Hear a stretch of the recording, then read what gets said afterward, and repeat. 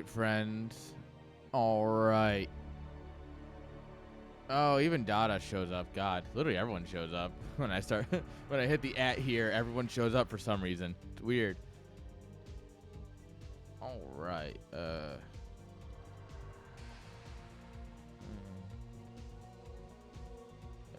You guys are getting the shorthand. Jeez.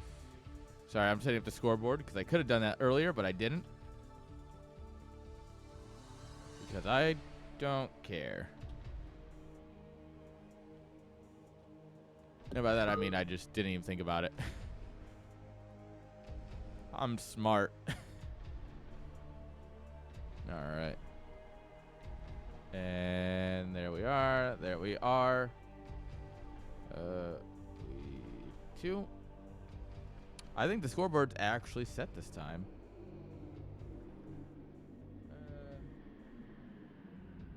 Yeah. Yeah, it should be fine. Well, guys, it's CPL casting time, which means I should stand up. I guess the desk has to stand up first.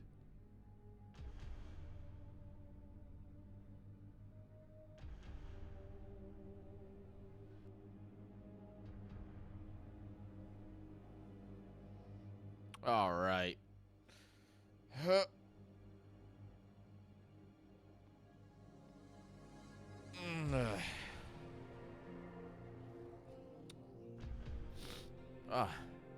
I have a moving desk.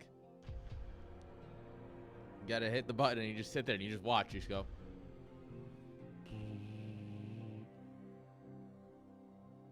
What did you do yesterday? What will you be doing today? Yesterday, I worked. Oh God, I worked a lot. The hit's like, it must have been after lunch. Yeah, it was like 12:30, 1 o'clock. My manager comes over and is like, hey, you want to drive to Tulsa?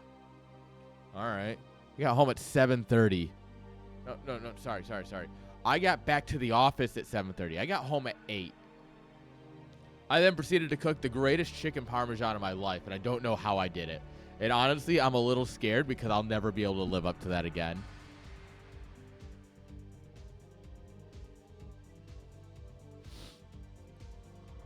Hey, I know the sheet. It's a little hard now. Fucking the Blime did something stupid with it, but I figured it out. But, no, and then, yeah, I cooked the greatest chicken parm of my life, and I'm really scared because I don't know how to live up to that. Like, my concern is that it's just, like, that was my, like, peak, guys. It's all downhill from here. But such is life, right? Such is life. Sometimes you peak. Other days you're not. But man, was it good. And now today we get Starcraft. And then I get to go to work.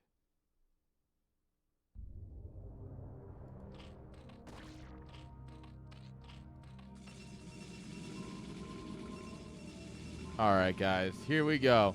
Game number 1, guys. Best of 3. Let's get right into the action. What do we say? Spotting here in the 12 o'clock position of Apocalypse. Give it up for our Zerg player representing Wine and Cheese. It's E.T. And in the lower left-hand side, with the blue probe representing Needlelight. Give it up for Triple T.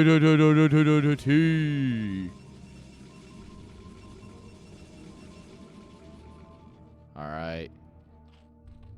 A nice little, probably an 11 pull here into a hatchery. Maybe an overpull. But we are going 2 gates, so it's going to be a little spicy.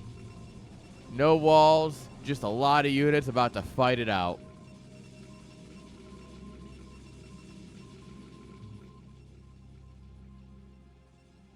Bit late. It's never too late for 2 gates. It's like when someone asks you want to go to the next bar. No, it doesn't matter what time it is. It's never too late. Go to the next bar. Which then leads to you going back to the girls' room, and that's Home Story Cup in a nutshell. But that's beside the point.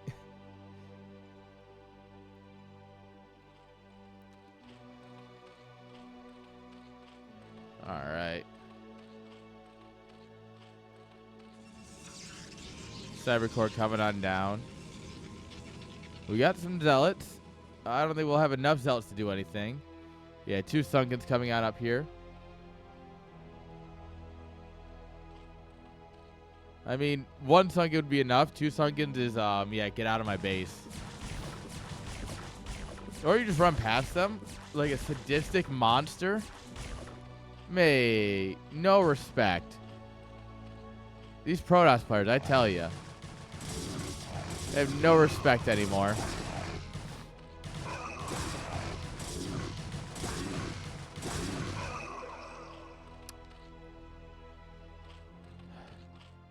Well, that's unfortunate, but I mean, it all works out in the end. Stargate Forge coming out up here.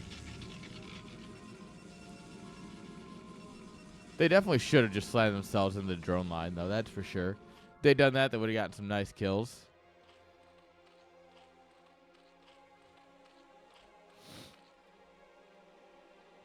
All right, lots of Lings getting ready to stream across the map. We have 3 Zealots and a Goon, and a Probe is going to find out the problem as it comes up to his doorstep. Like, oh, time to go scout. Oh, yep, scouted. There's a problem. Yeah. We got some drones on the production tab. Drone count's still pretty anemic. He spent way too much larva on Lings at the beginning. And I mean, now look at how many Lings he's got, right? Like, these just aren't going to pay for themselves anytime soon. And I mean, I get it. You just panic, Ling. But now you're all of a sudden, you're really behind in economy.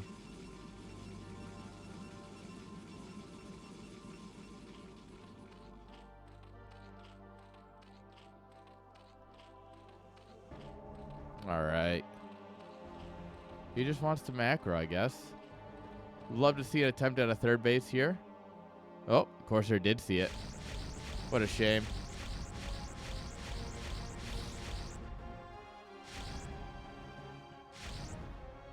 I would rather in person fight an Elden Ring boss than fight a Zealot behind the mineral line. Genuinely.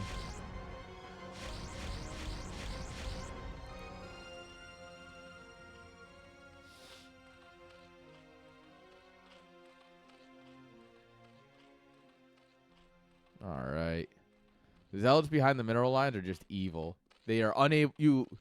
If they're placed right, you just can't kill them. It's just not fair. It's not fair. All right. No Hydras are done yet, so these will definitely be able to grab another Overlord. And realistically, it's just going to be 1 Hydra popping because of the supply block. So we could probably get another one. We can get a couple more.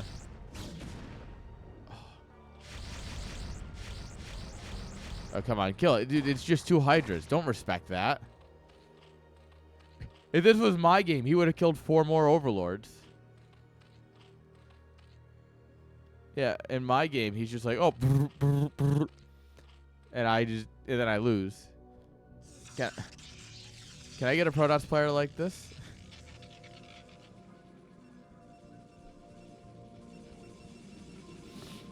All right, Zealot speed on the way.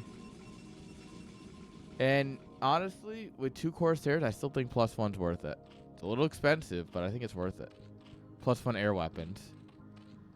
I genuinely think it's always worth it if you build any amount of Corsairs.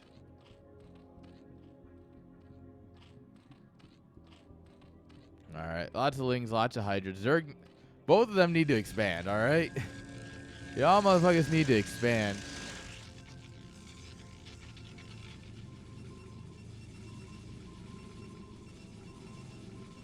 All right.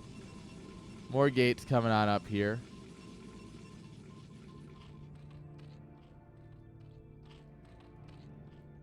All right.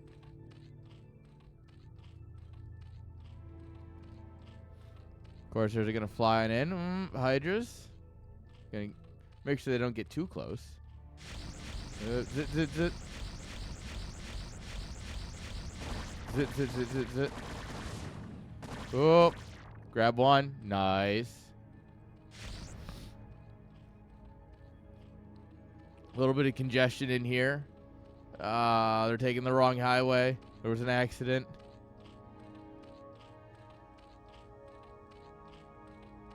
Yeah. Lair coming on up here. Alright. Let's see if we can get some action done, though. It looks like both players want to be out on the map. Yeah. Protoss has a lot better army here than Zerg does. Alright, we're going to come in here, you know, maybe check for a third, see if we can't poke in. Yeah.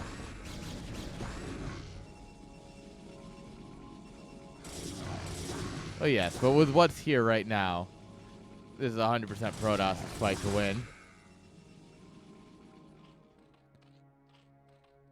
And I mean, you don't need to leave all the Hydras home, but you definitely need to leave some home to deal with the Corsair. You need like 4. You put like 2 and then like 2. Then you're fine. Protoss Death Ball. Knocking out small armies. It would also actually serve ET really well to set all of his rally points about here. Something you can get caught up with as Zerg is that suddenly all your rally points are in the middle and it's just a big old mess and you can't see anything under your overlords and like they come to attack and you're like streaming out just a little bits at a time. If you set your rally points here, then you can kite back into your Sunkens and such and into your Sim City.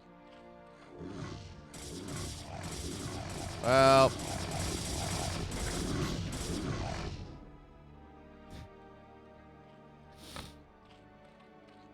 average Dutch moment.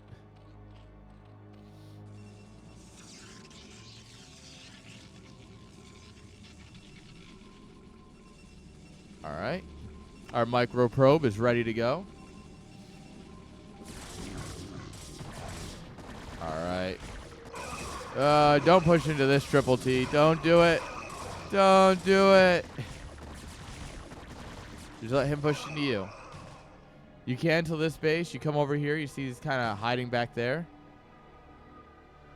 Your probe now sees the fact he's taking the bottom right main. Just go cancel it. Go cancel this base. If you can just bounce around keeping Zerg on 2 bases, you will win. It'll take another 5 minutes, but you'll win. It won't even, it's not even a question.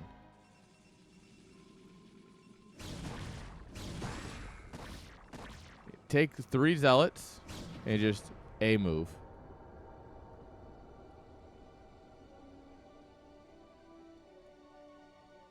Or you know what? Better yet, build a pylon and build a cannon. Cannon rush him. I'm actually really down for building the pylon and the cannon. I would respect it. It would be rude, but I would respect it. But yeah, that's Protoss operation right there. Corsair's still alive. Flying around getting all the scouting info. Nothing at home to stop it from picking off some overlords either. Oh, High Templars. Hello? Way too exposed. There's a storm. Oh, that's a good one. Oh, the base finishes. They're both looking over here. And unfortunately, that's worse for the Zerg than it is for the Protoss. These guys are just shy on energy.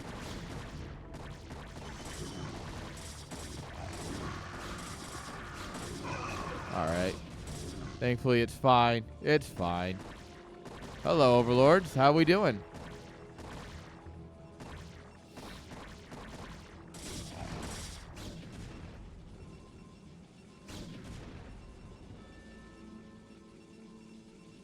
All right, and this is the moment where you die because a DT walked into your base. This is actually the moment where you die because a DT walked around all of this and just doot-doot-doot-doot, vizhunk, vizhunk, vizhunk. And your army and your mineral lines are all dead. Don't ask me how I know. Do not ask me how I know. I will not admit. I will not answer it. Yo, Dexman, thank you for the follow, by the way. It's always appreciated. Oh, whoa, whoa! What did that zealot do? Party foul, party foul. What did that zealot just do? What did he do to deserve that?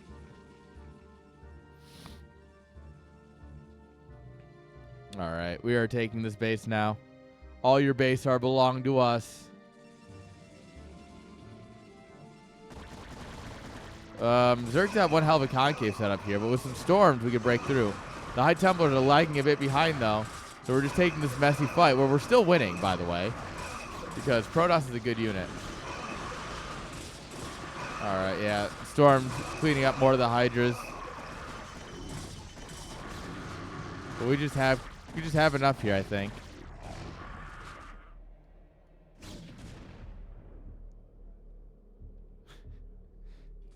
Protoss, good unit, baby.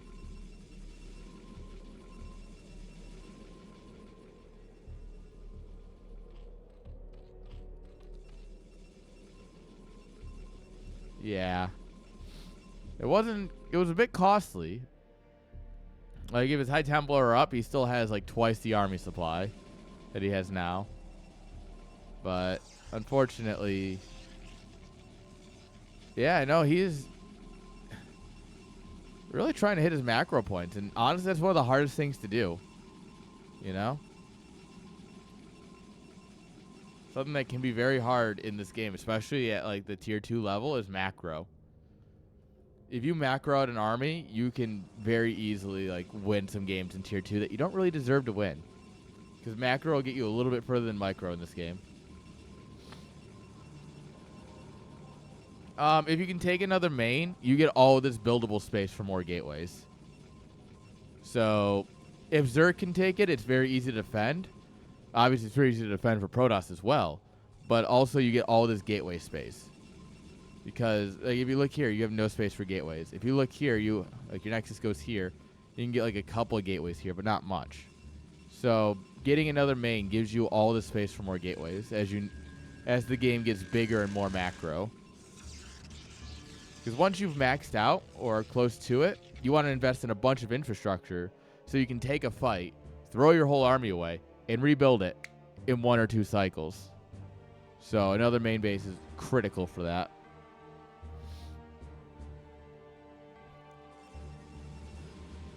I don't know if that's what he's thinking or not, or if he just goes, ooh, another main base, good. But those are some reasons why you would.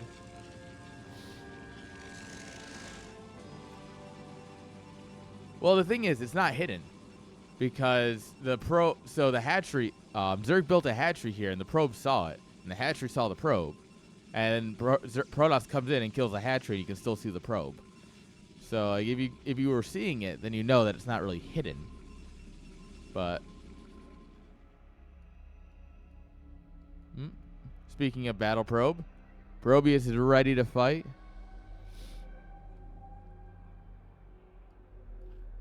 Alright. This is the part of the game where tier 2 players just they think they're doing all the things in the world, but they're actually just like, click, click. How do I know? This is me. Antenna, yeah. Researching antenna. Overlord sight range. Yeah. Another way you can easily win tier 2 games is just by being more active. And it's at this point of the game that it slows down. I know because my own games do this. And you're like, I just want to max out. I just want to max out. I just want to max out. I just want to get my upgrades or whatever. And you end up just like doing nothing. And it ends up in this weird stalemate.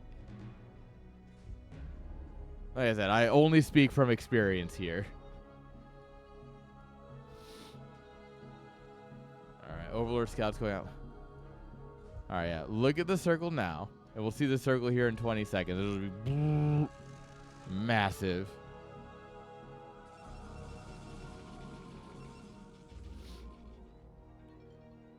Yeah.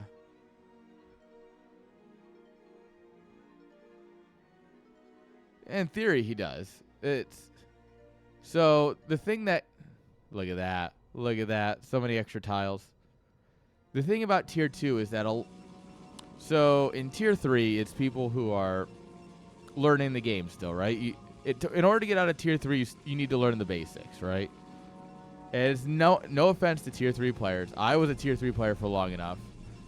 Like, you learn the basics. Tier 2 is because usually none of your aspects are strong, but you usually have one aspect of your play that's weaker. Micro, macro, or game sense, right? You can usually get from tier 3 to tier 2 by having one that's okay.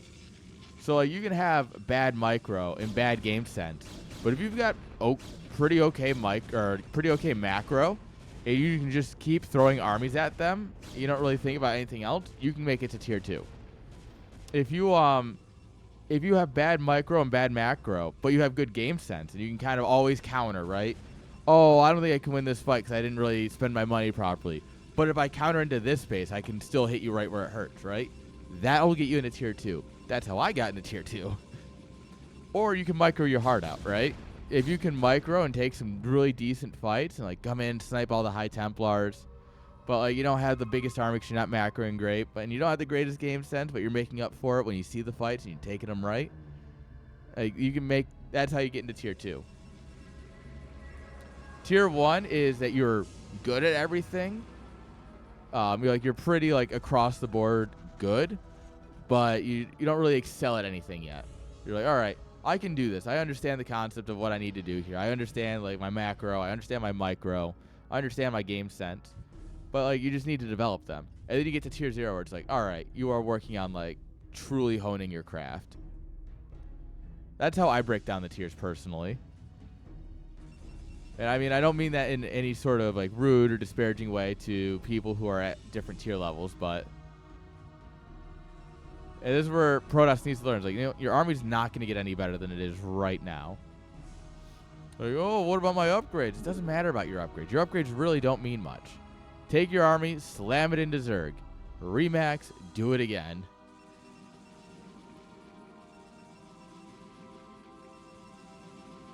He really like walled in this area. This base is safe. Yeah.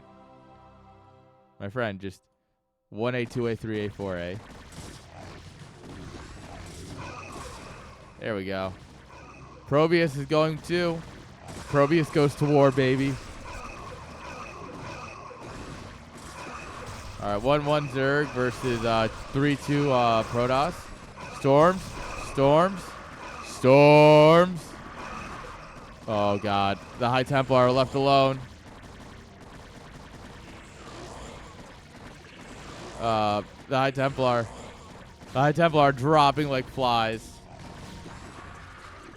And once again, if he just macros out another army real quick with the production he's got, it's not bad. Yeah. Yeah, no, like I said, this theory comes from casting a lot of games. Micro, macro, and game center. Like if you're the right players on a triangle, right, where it's like which one are they strong in? I think one that'd actually be a really cool thing to do for like a finals, for like a top 8 of something.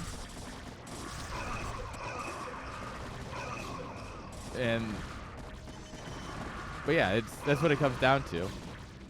And I mean, he just needs to macro out an army right now. But unfortunately, I don't think Zerg's gonna give him that time.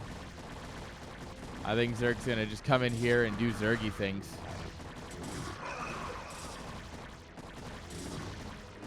Yeah, and once again, and there's no shame in not using spellcasters. If you're not good with them, don't bother. I don't use defilers because I'm bad with them. I just use that extra money to build up extra lings, extra ultras, extra hydras, units I'm good with, and that's where I do a little bit better. Should I build defilers? Yes. Would they make my games a lot easier? Absolutely. And I just need to practice more, I'll admit. But if you can't use them, just don't bother. Build 2 or 3 High Templars and save that extra gas and minerals and supply for other units that you can use better. Don't. A lot of times, because the problem is that so many people say like, oh, just play like X person. Just play like Mini. Just play like Shuttle, right? Just play like Snow. Just play like whoever.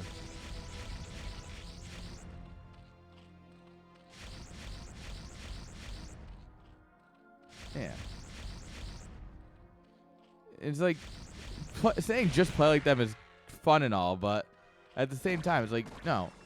You are at a level of talent, right? You are not at their level of talent, or you wouldn't be in CPL. Like, none of us are Soma. None of us are Flash. None of us are, you know, Light. If we were, we wouldn't be. I do like this cheeky little drop, actually. This is cute. ET, this is cute. Like, none of us are at that level. We're all in CPL for a reason. So, like, understand that. And understand that your opponent is at your level, too. So, if you don't do things perfect, neither are they. Yeah. There's your wholesome talk. There's your incredibly wholesome moments.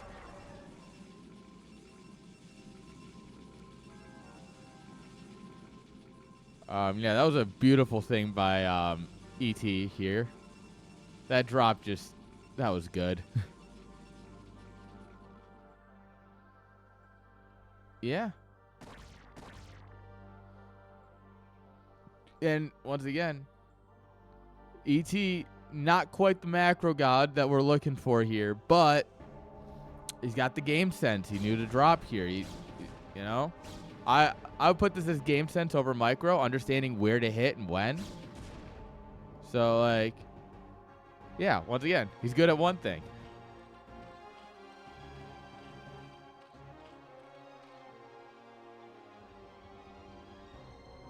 Yeah, it's like this. You know, like I say, when I say something, it's because I thought about it. Sometimes.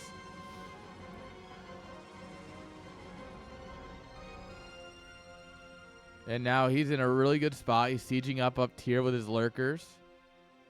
And I mean, Protoss still can win. We still have, what, 6, 7 High Templars? Like, it's not over until it's over when you're against Storm. But we're on layer tech. I'd love to see him go to Hive, get your upgrades, right? Get your 3-3. You've got the money for it. Just keep pushing your upgrades, right?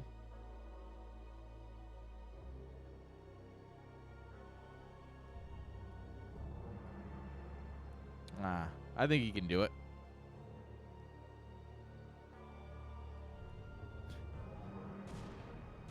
Yeah, he also needs to take more bases.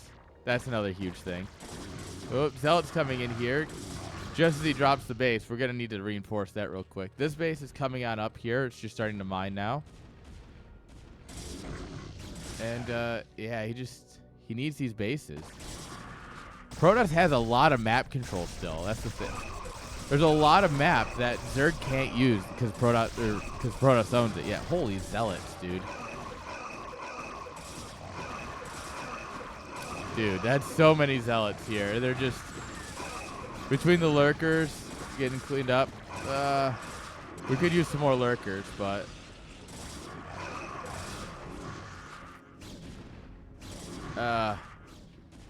Protoss might just win because he can macro. Like, it's 160 to 60 supply, right? And here, if you're just good at one of the 3 things, you know? You just play on that until you win. Like, obviously, Triple T is my teammate. I want him to win, but, like, you know? We're here for very interesting analysis, and where that is that he's very good at macro. And so, if he just did this more, right? If he just was like, fuck it, throw an army away, throw another army away, throw another army away, throw another army away, he would win so much more. But he just, if you, the trick is just to A-move into 2 bases at once. So, like, you send an army in here, and then you send an army in here, and you send an army, like, shift-click up here, right? You send something up here. You don't need to do anything. You don't really need to think. You just need to do. GG's. Let's go the boys. Come on. All right, yeah. If Triple T just was like, oh, A move here, A move here, A move here, like, I think he can win a lot quicker.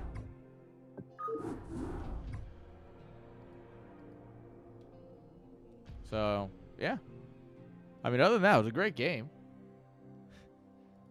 That's just my expert analysis.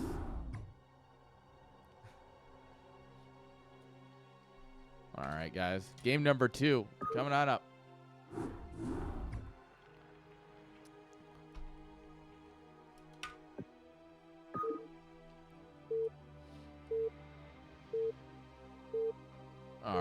here we go.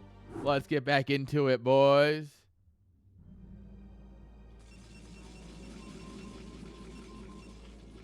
All right. Let's go. Oh, yeah, Cookie, you missed us casting. Us Nom winning. You missed Nom winning. But in the bottom right-hand side with the red drones. Getting pylon blocked. Give it up for E.T.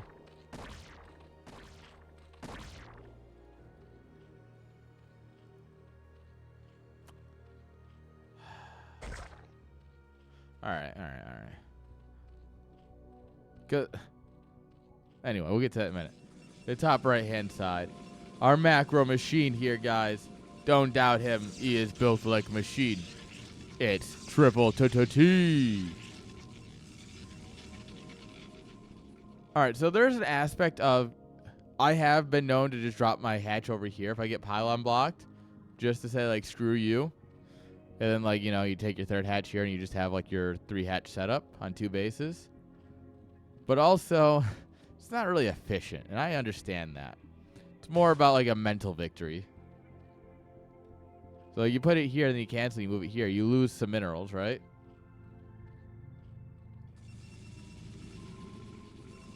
Yeah, fast gas. I wonder what he's going to do with it. No gas for Zerg.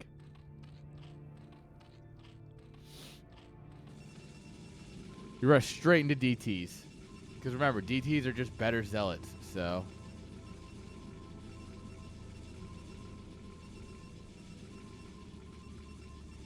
Alright. Now, the Leagues won't be able to get much purchase here. Not while these guys are out and about.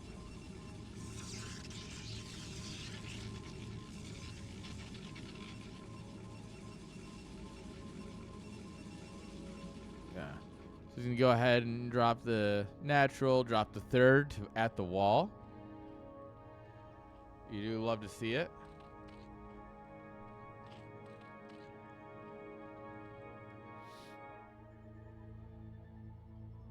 Alright, Zealot's coming on down.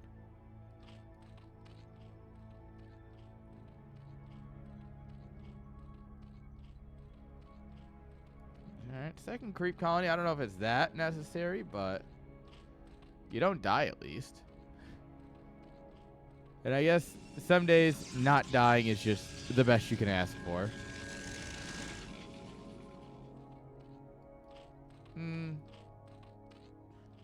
And maybe it could be a hex back, but these also could be a little bit more forward.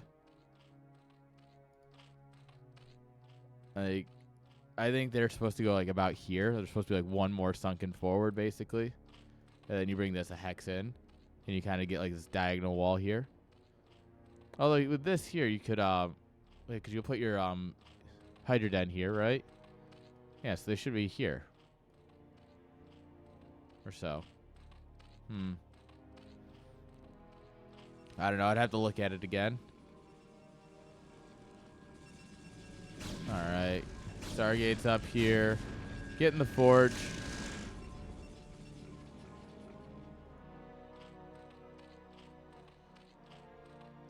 All right. And we're just going to drone up on the back of this. Honestly, this is a lot better for ET than last game was.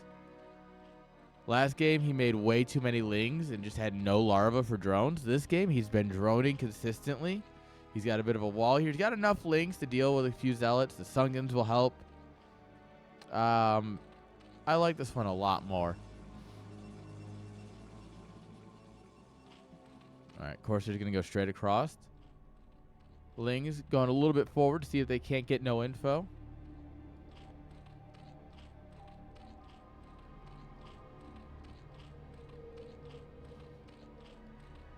All right, yeah. Corsair will swing in. There's nothing to contest it. The Hydras are still morphing, so. Oh, SimCity is the most important thing you can do in this game. Oh.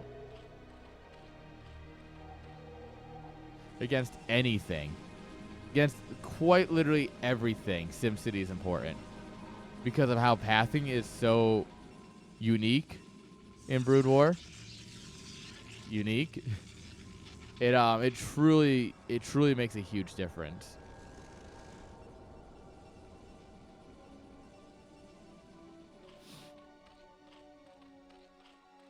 All right, another hatch coming on down here. Another hatch layer. All right. He's recognized that he needs to spend his money better, so he's dropping more hatches. I like that. I would rather see one of them at this base because he will not be able to afford 5 hatches on 2 bases. If like one of them was over here, he could definitely be fine, but all right, natural going down for Protoss. Yeah. Thinks about slipping the Lings in there. It's not quite gonna work though.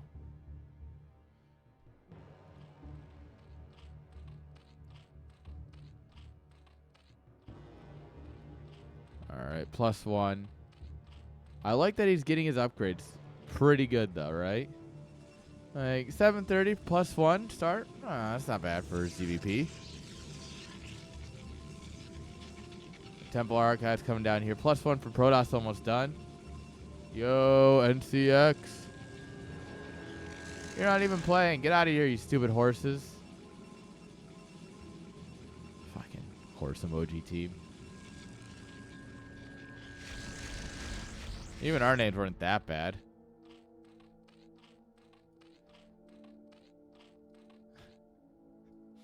And he's all out of horses.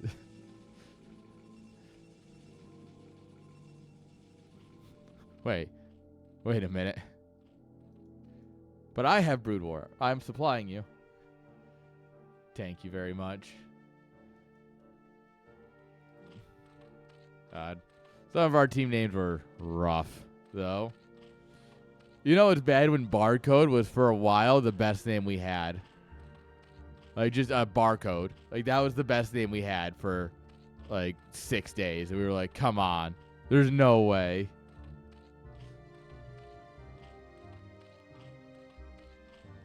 And I was, yeah, it was a rough time.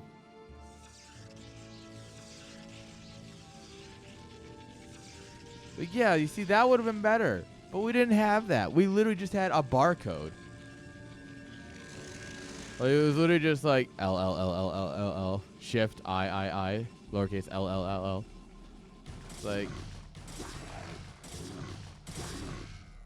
it wasn't nothing special.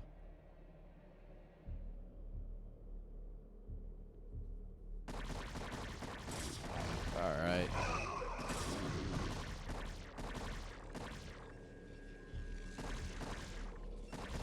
All right. Here we are. Zerg's going to push in here. Can he do it? He's getting on top of the cannons. There's no real wall here, but there's still a lot of Zealots here. And Zealots are really good against Hydras. Like, when they can connect, they do good. Yeah, it's a little too much for us to dive in there. Meanwhile, Corsairs are still poking over. They haven't killed a single Overlord yet. Oh, and they never will at that point. That's way too much damage. Well, it looks like he went back in and lost everything in the meanwhile. Nice. Classic Zergs. You just gotta send it, baby.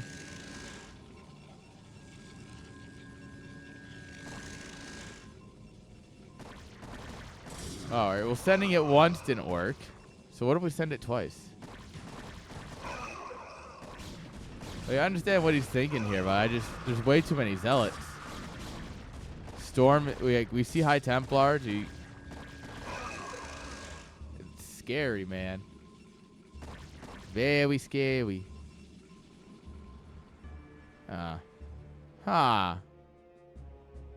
out. This is illegal. I don't like this at all.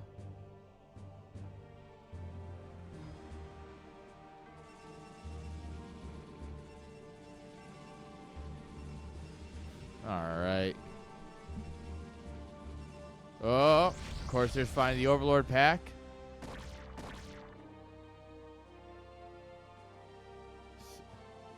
So the thing is with an Artosis pylons, they don't really exist in Brood War because they're so much harder to kill.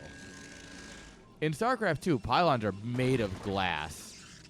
Like, they are fragile. They are not really, like... Well, you can target down a pylon very... I think they're like 150, 150 for health and shields. Like, you can target down pylons stupid quick in StarCraft 2. Also, time to kill just being lower in StarCraft 2 for things. Like, it's a lot... You kill things quicker. Your time to kill is lower. So, it's, He really doesn't see that base. He really doesn't know. Guys, Scotty doesn't know. Scotty doesn't know that Protoss took this base and he's about to take all your money.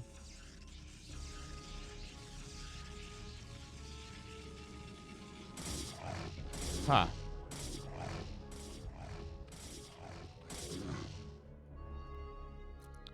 Huh.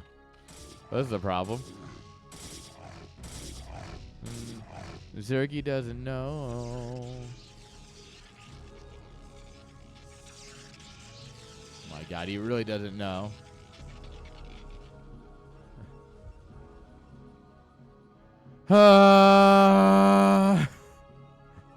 I'm getting anxiety for how close things are getting and not seeing that.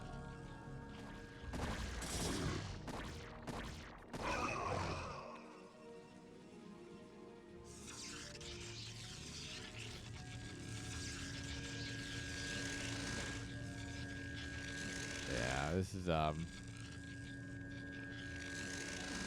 Oh, there it is. Hey, found it. Like, wait, what?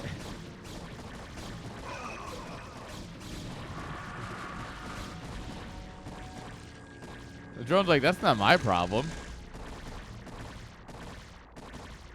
I mean, I respect Triple C for trying, but...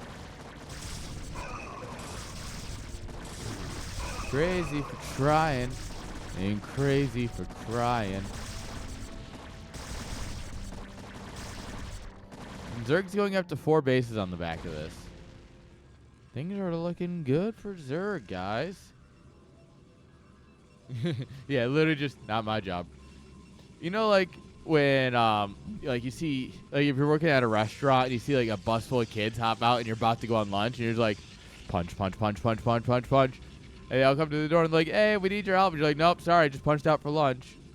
Yeah, that's what the drone was doing. He's just like, nah, guys, I'm on lunch.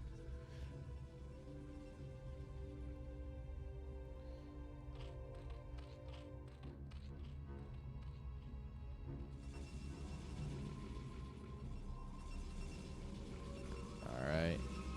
But, so the thing is with Protoss, right? You get up to 50-something workers. On 2 bases, you can power up real well. Everyone talks about the Terran 2-base power up. The Protoss 2-base power up is scary.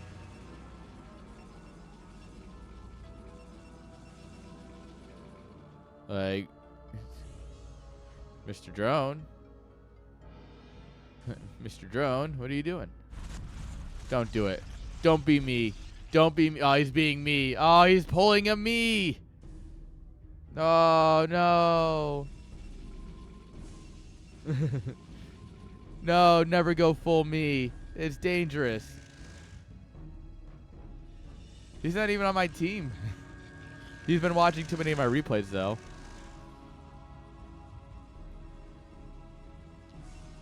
Yeah, the Corsair. The Corsair is the best unit in this scenario because you get D-Web. No, you get D-Web and he's come out bzz, bzz, bzz, bzz, and then you win.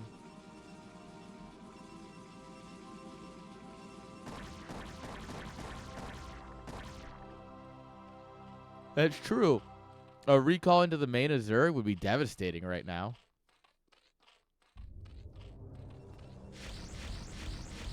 Zerg really is just taking the map, though. This is really good stuff for Zerg. Like, when you have a contain going, just take the whole map, because even if he breaks the contain and starts killing the bases out in the outliers, right? So say you mine this base for another minute, and then he kills it. It doesn't matter. That's money he's never getting. You mine this base for any amount of time. That's money he's not getting, right? And it's one of those things that you have to think about it like that. It's just, yeah, take the bases.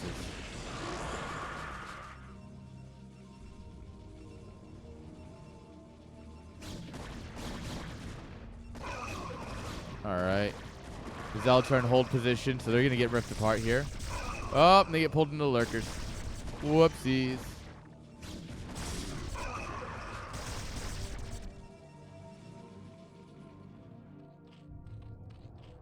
All right. We got the Evos. They could be spinning a bit faster, but... Dude, 33 drones in a dream. All right, guys, I can predict to you what's going to happen here. And I'm going to tell you this from all of my own game experience, right? You have this big army. You have this massive contain. And you have no probes at home. And what's going to happen here is Protoss is going to break out, and you're going to lose the game immediately because you have no economy. No, he's got a Max Verstappen a drone. Well, not anymore. Doot, doot, doot, doot. Max Verstappen. Doot, doot, doot, doot. All right.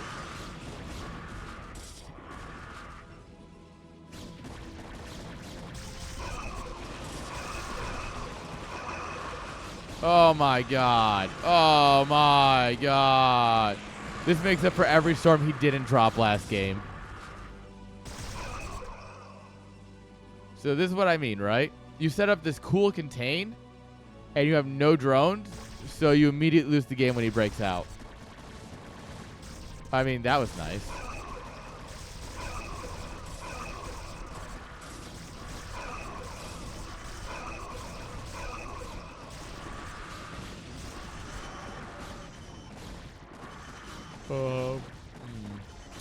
Well,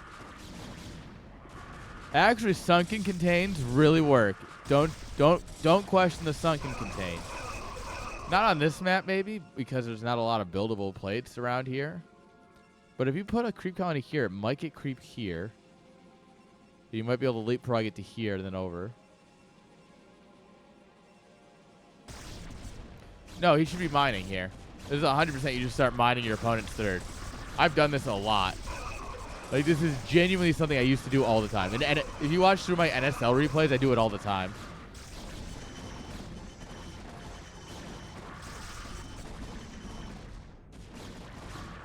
So, oh, hello. Bye, Mr. High Templar.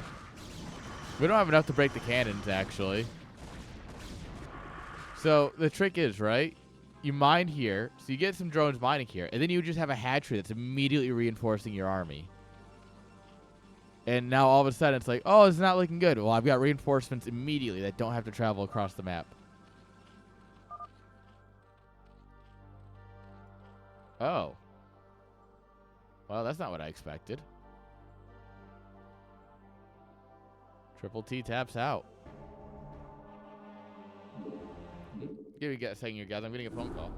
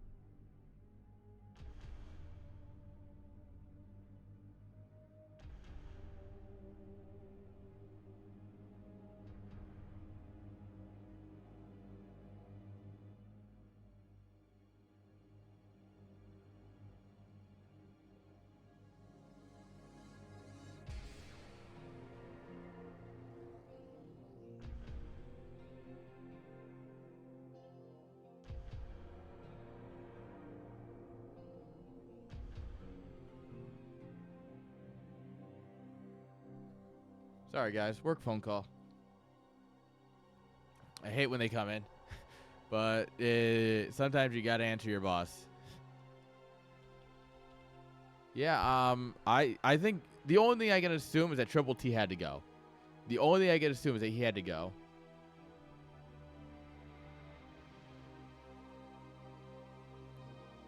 Alright, that's sad, but I just have to assume that he had to go. He's just, nope, sorry guys, I gotta go. Or he was just really, really tilted, but I don't see why he would be.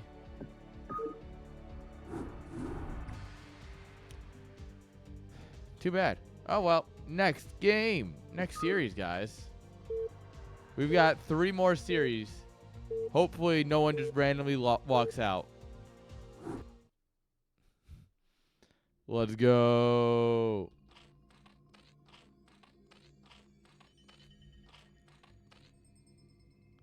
Spawning here at the 12 o'clock position. In the top center. Give it up for Holden. Holden these nuts.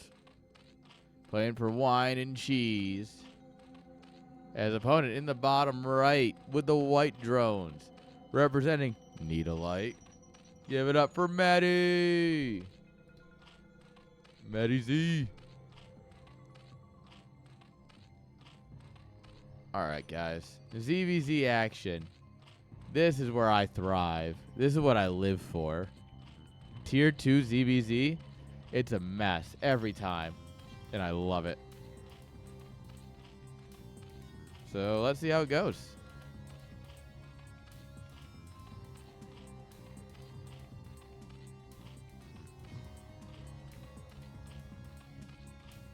Did someone say brood war?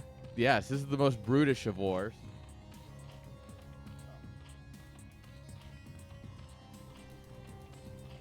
Alright, pool's coming down here. Oh yeah, it's a...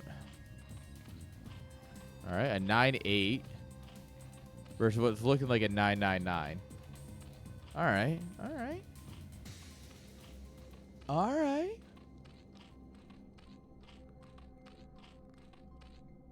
I think we got this. I think this is looking... I like me a good 9-9-9. 9-9-9 is a solid build. Versus like basically a 9 pool speed. I do think it's favored. Yeah, the 9-8's weird, right? Because usually you do 9-9 to do 9 pool speed. But doing a 9-8, you're gonna get... I don't know how much that increases your speed. It's got to give you an extra like 5 seconds where your speed's that much quicker. Like it's got to be noticeable. I'm not faulting it, but yeah, I guess like he's already got speed on the way. It's actually noticeably quicker. All right. Gonna write that one down for later.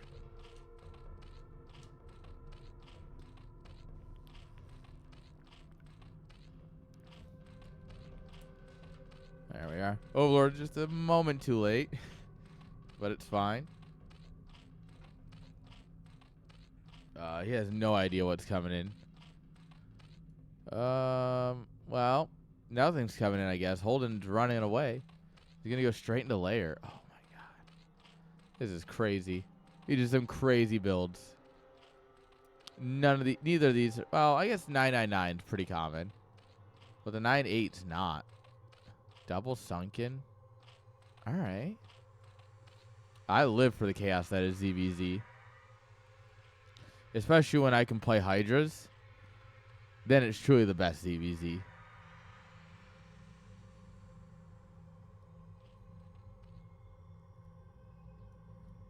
Alright, here we go. We're going to get some action. Link speed's about halfway done. But it's done for Holden. That means he could take a huge... Matty could take a bad fight here. He's got to be careful. If he takes a bad fight here, it's not going to be good.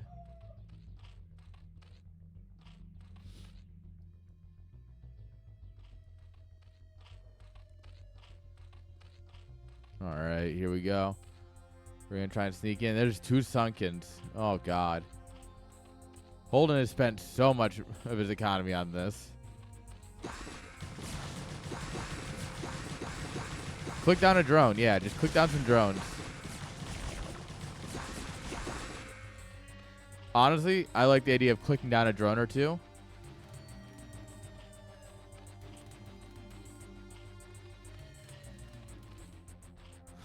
And toss players hate PvP.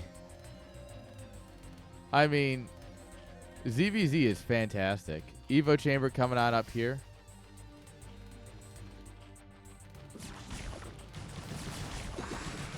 Don't go for the sunken. Go for the drones.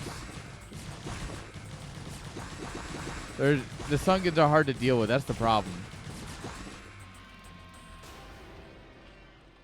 Yeah, I do think there's a world where you just keep sending lings over, and it works. Eventually. You have to get it done before the muta pops, though, because there's only going to be one. There's only going to be one muta.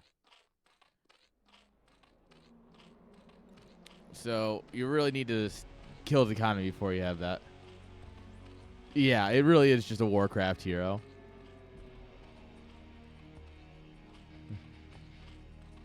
Oh, he even made enough for a second one. Look at this guy. He's balling. He's got 2 heroes.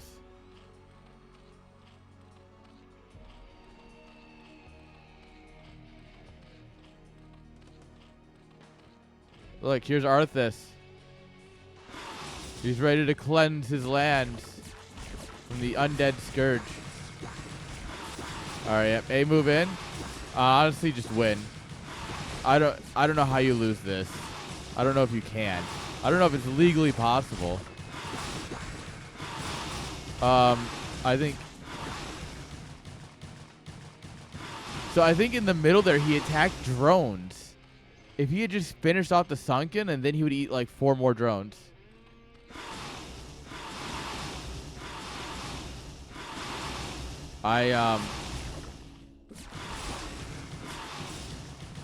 Yeah, now that there's 3 mutas, it's so much harder to get damage done. There's 4 now. Oh. Yeah, it's basically GG.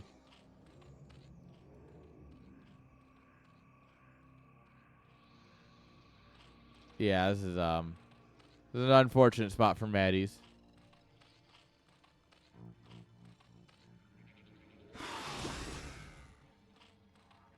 We have enough to one-shot lings now.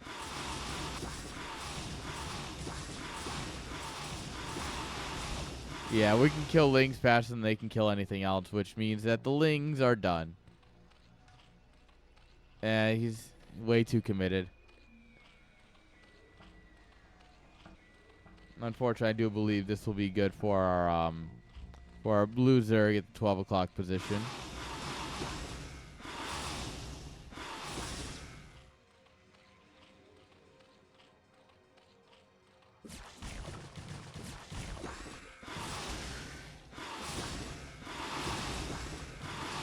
All right. Yeah.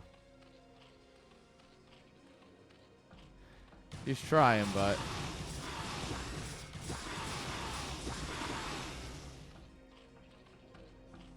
if you're going to do this, you need to gather up like a dozen lings at a time and send them in.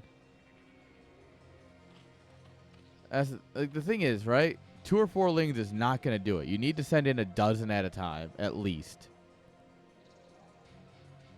It doesn't help when the mutas fly right over your staging area.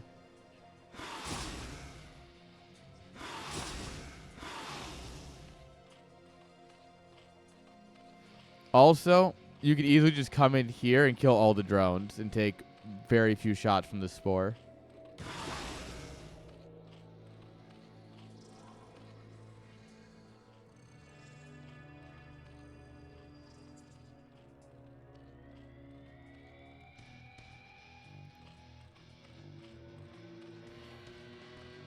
Yeah, a more ideal spore position would be like 1, 2, 3. Because you need 3 spores, so. But if you move this one down here, and then you put your third one like up here, much more ideal coverage.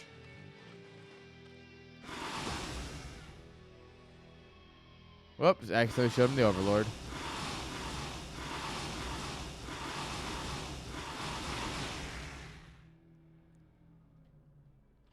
Yeah, splitting lings is good, but Like all Holden has to do is just stay at home. He really should just go out with the mutas and win, but yeah, this game could have been over like 4 minutes ago if he just went across the map.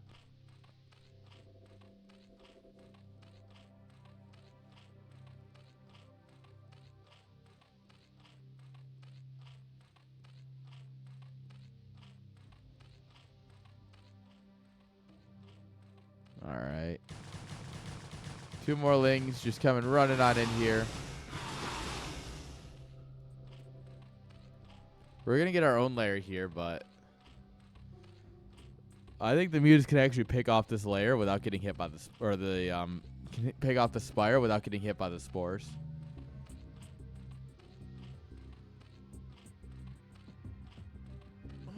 Well, maybe we let him cook, guys. Maybe we let Mattyiz cook. Holden has not been aggressive, which means we're getting our spire up. We've got spores up. Guys, maybe we let him cook.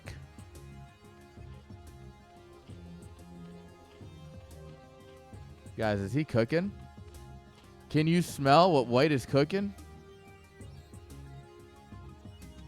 It doesn't smell as good as chicken parm, but oh boy.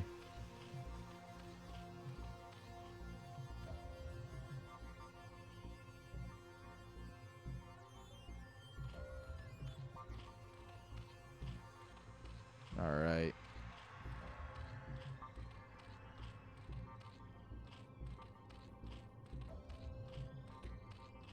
Spire, yeah, is about to finish, and with two hatcheries, you'll be able to produce a few. So you got that good larva count. He's got 600 banked up, so he can get 6 immediately. That'll actually give him an advantage, guys.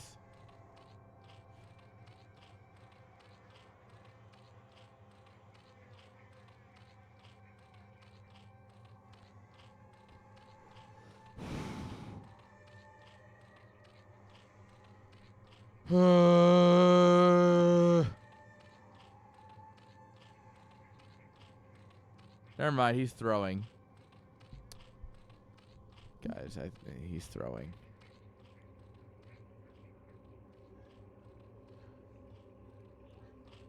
My disappointment is immeasurable. And my day is ruined.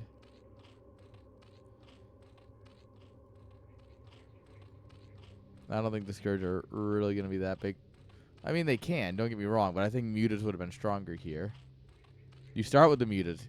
You should always do like a couple of mutas and a Scourge is usually what your starting build is. You don't need this many Scourge. Just hard stop.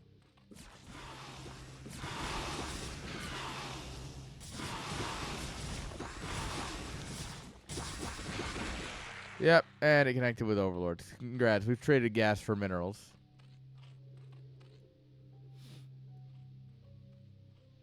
Oh. What is this drone doing mining these minerals? Oh, it's because the spores here. Oh. Oh. Guys.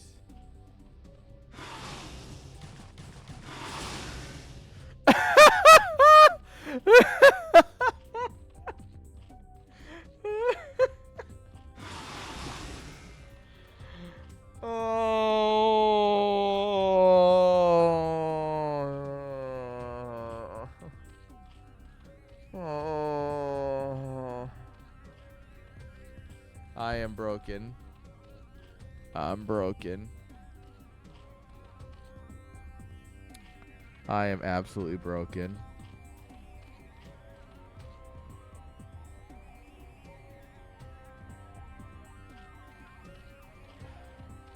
If you didn't see it, he just hit his drone with the A move, with the attack click.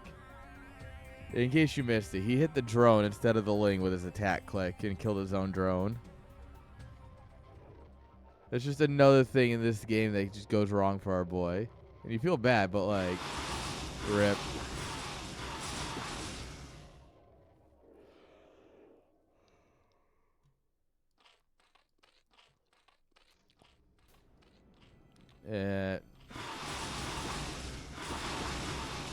At this point, there's 8 mutas, 4 Scourge versus 7 mutas and more Scourge, but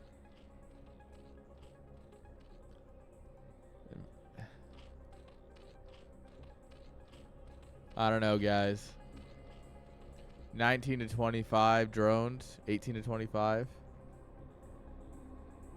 We're going up to Hive Tech on 2 bases. We're going to see Plague-oo, maybe even Guardians or Devourers. No, never mind. We're just going to see a GG.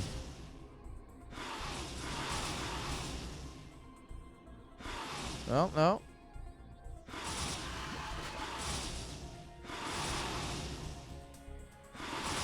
All right. No, never mind. You got to run. There's more mutas here.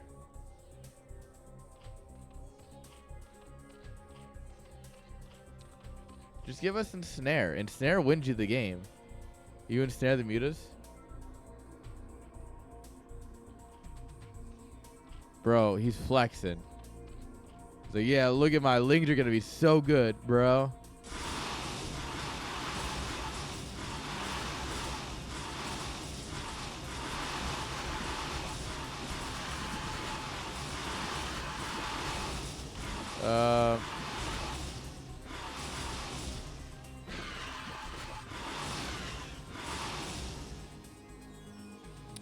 So, all right, let's talk about it.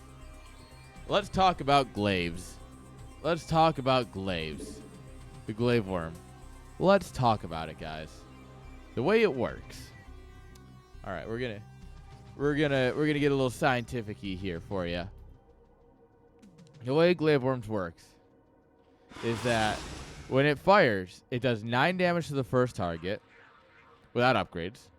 It'll then deal a third of that, so 3 damage to the next target. It'll bounce to a nearby target, and then it will bounce again from that last unit, doing 1 damage to its third target, or a third of whatever its attack is, right? So the thing is, right, that's really good, and it's why in muta fights, 1 extra muta. So if you fight 9 mutas versus 8, you win with like 2 or 3 mutas. You don't win with 1 extra muta. You win with like 2 or 3. It's because of glaives and the way they bounce. So the problem is that when you fight at your opponent's base where he has other things for your glaives to bounce on, you are screwed. That was also just a terrible fight. But look how damaged these spores are without being attacked at all, right? And they were worse before. That's because the glaives just kept hitting them instead of other mutas. Meanwhile, for Mattyiz, all of the glaives were hitting his opponent's mutas. So that fight went... I mean, Holden comes in plus 4 mutas and leaves with, you know, almost nothing.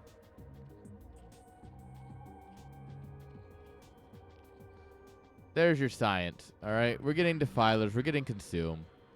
We're taking this game way too seriously at this point. Wait. Oh, yeah. We still have a chance, baby. It ain't over till it's over.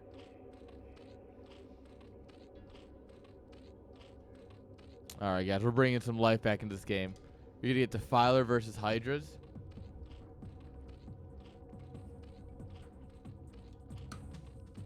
All right. Plague-oo is on the research tab.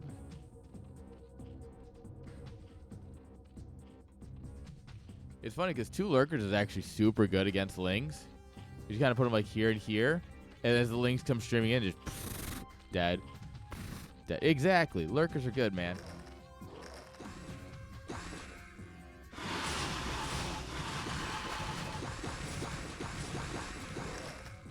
All right, tries to clean up the numbers a little bit, but +1 carapace is so good on Lings. Especially in...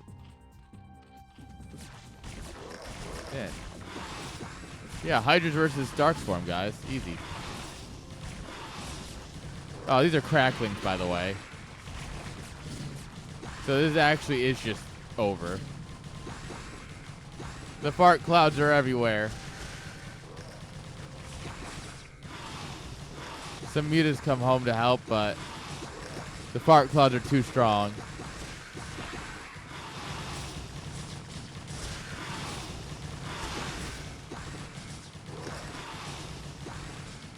Are the lings just dying to being eaten? Is there like something else under here that I'm missing? Oh, no, he's just eating them.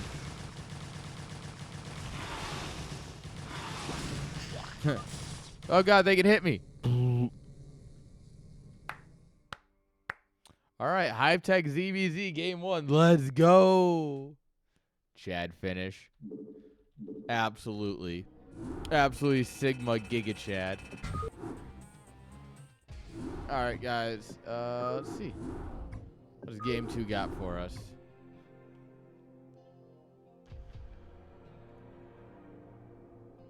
Dude, Defiler play good unit, guys.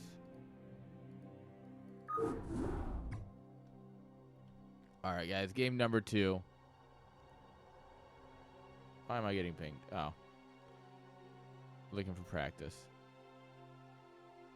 Oh, and that also doesn't matter to me right now. All right. Time for one more game. You don't believe? You don't believe in our boy Mattyiz taking another game?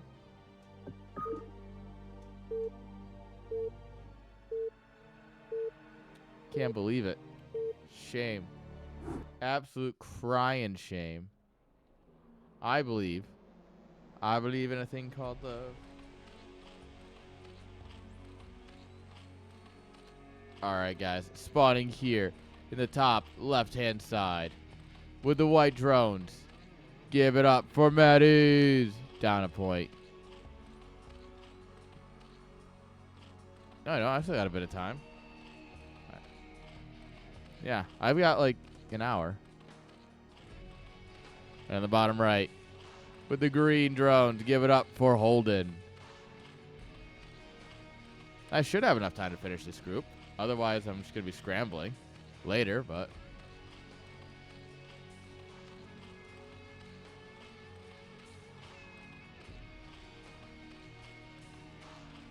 Oh. Between 4 and 5. Yeah, I do have to leave sooner than... I was hoping to be done by 4. Was my original goal. But... Well, let's just say that's not happening. Unless the other 2 series are like 10 minutes total. And even then. Alright, Mattyiz, what do we got here? 9 pool, 9 hat. Alright, so it's 9s again. Versus another 9 pool speed.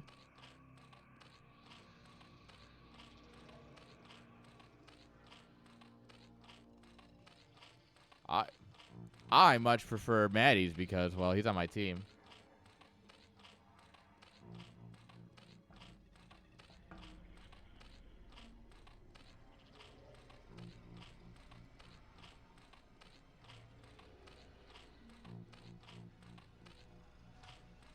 All right.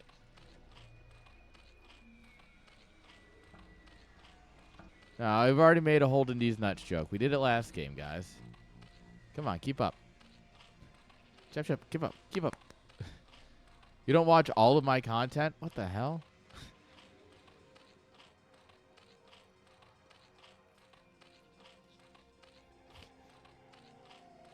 Shame. Shame. Shame.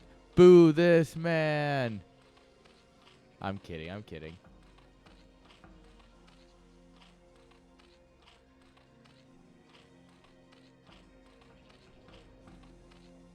All right.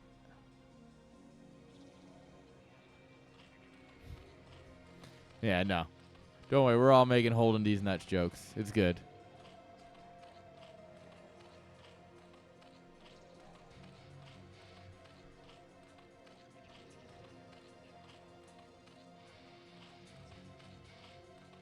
All right.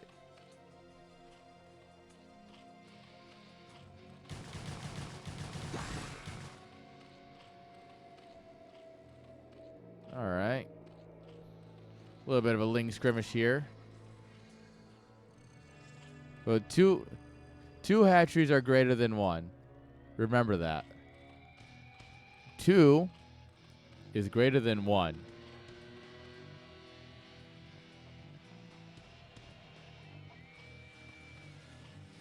All right, Sungun's coming down here. Holden just getting ready to fight on the back foot. Laird's almost done.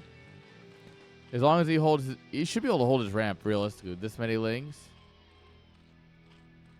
Should be able to hold his ramp for a little bit. That'll give time for the Sunkus to finish up. We'll drop a.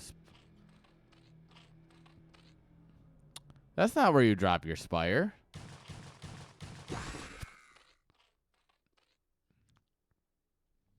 Well, this is gonna hurt.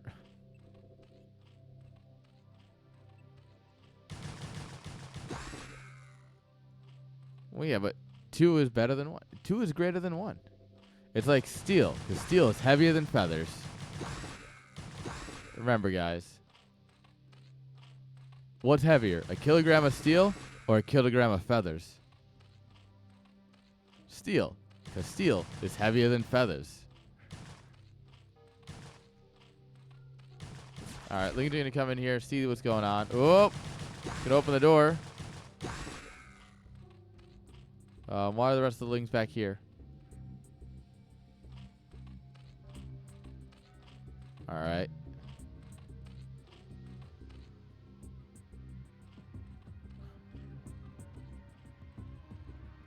Yeah, but math sucks.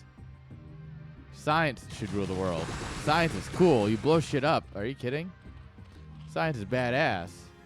Science should rule the world. Debated.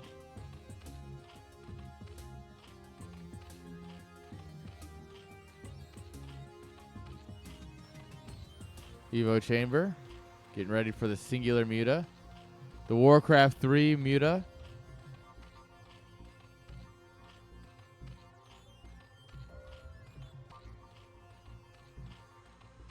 All right, 2 groups of Lings. I actually think we might have enough here.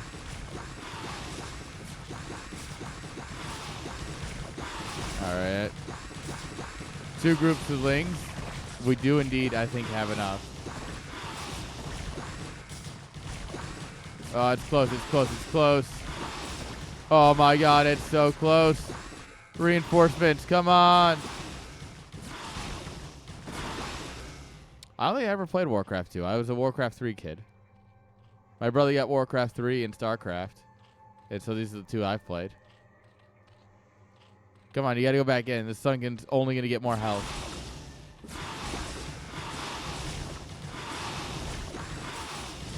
Oh, yep. And it's done. And the drones are done.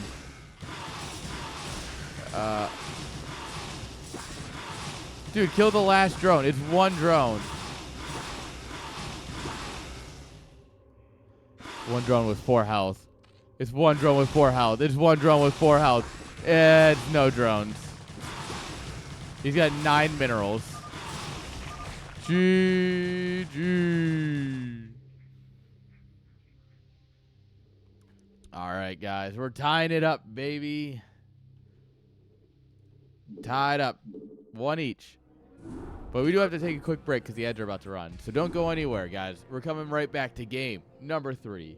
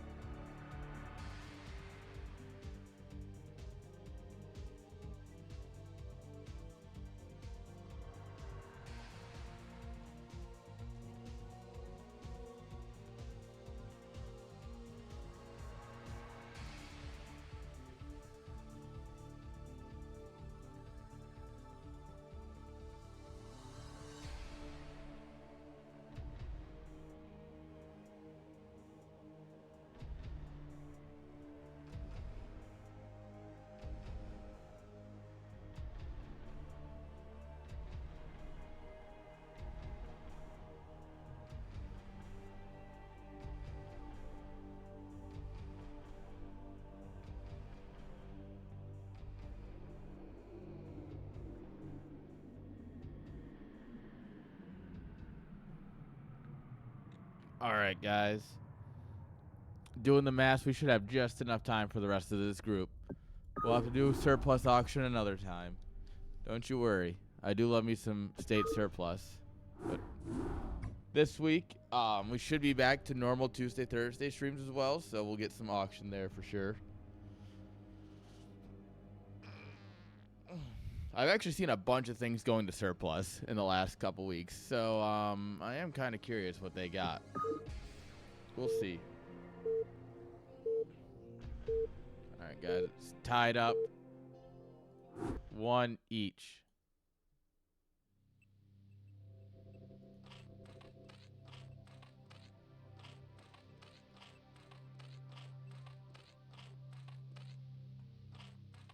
All right, here we go. Spawning here in the top right-hand side with the blue drones. Give it up for Holden. These nuts. And his opponent in the bottom right with the white drones. Give it up for Mattyiz. Yo, Mattyiz.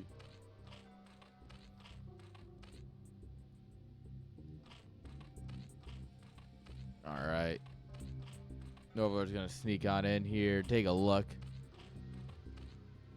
Second overlord will get down here eventually, but he's not going to see that's a 999. It's fair to assume both players doing the same opening 3 games in a row. I mean, that just means that there's... Sometimes you just have one build for the matchup, right? And it's just, I'm going to do this build. And it's not the worst thing.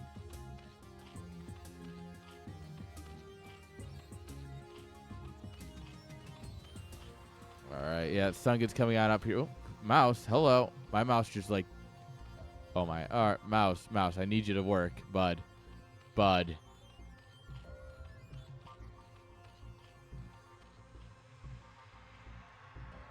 My mouse is currently trying to kill itself. It'd be better if you didn't, friend.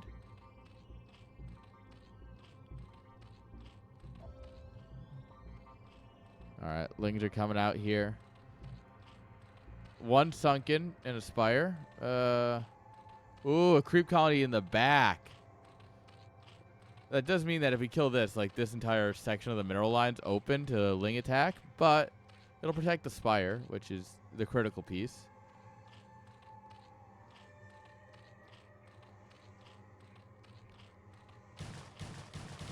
All right. And the lings are like, that's a lot of stuff.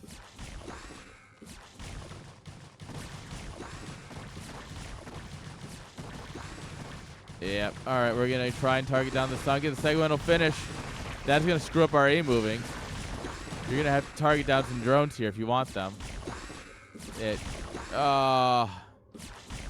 This sunken is goated. Oh, we found some lings. Oh, you don't belong there. Hello, drone. Come on, build a sunken. Build a sunken over here. Oh. No. No, drone's going to get got. That's unfortunate. Oh, mouse. Holy hell, my mouse is just struggle busting. Huh, I'll have to take a look into something later.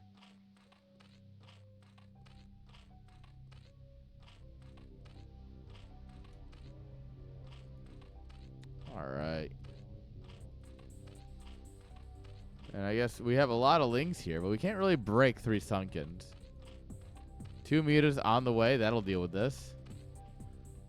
All right. We're going to expand nice and quick.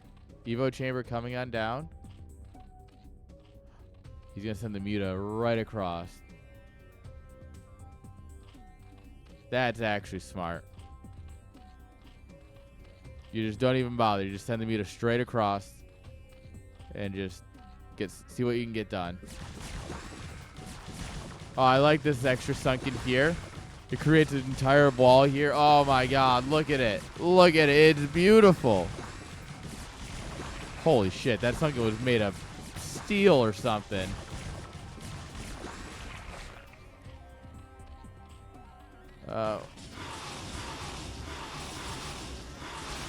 Yeah, you need to start your creep colonies before your Evo finishes. That way they can immediately go into spores. Spore.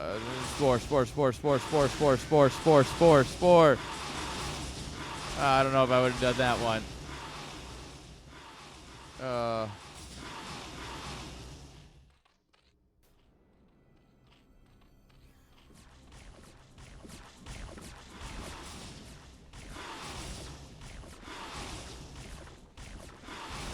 Oh, my lord. Well, so it's... I don't think it's GG yet. It's just 6 drones over here. Holden only has 6 drones. He has mutas, which is fine. But he's only got 6 drones versus 4 here. But we have spores that'll deal with the mutas. So, I don't know if I favor anyone in this scenario, but I don't think it's over.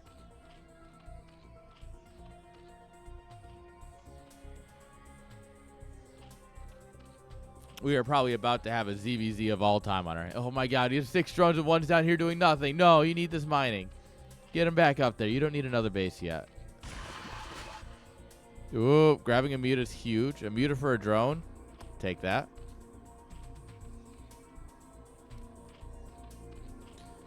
Drop another spore here. This is where you want your 3rd at this point. Maybe here. Yeah, maybe. Oh, no, you put it here, and then the lings can't just run in here if he gets lings in. So it's a little bit of SimCity, a little bit of anti-muta.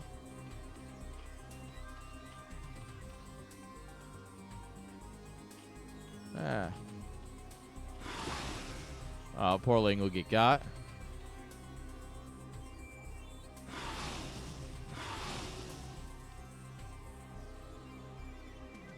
And now all Holden can do is just angrily hit overlords. He's just going to abuse the overlords. He's just abusing the overly.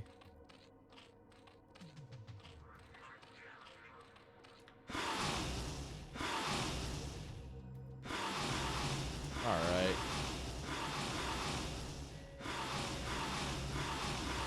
And honestly, cleaning up this many overlords is huge. Because you get one more over here. Might even see this one. Yeah, this is beautiful. It's 3 overlords. This one's going to supply block them.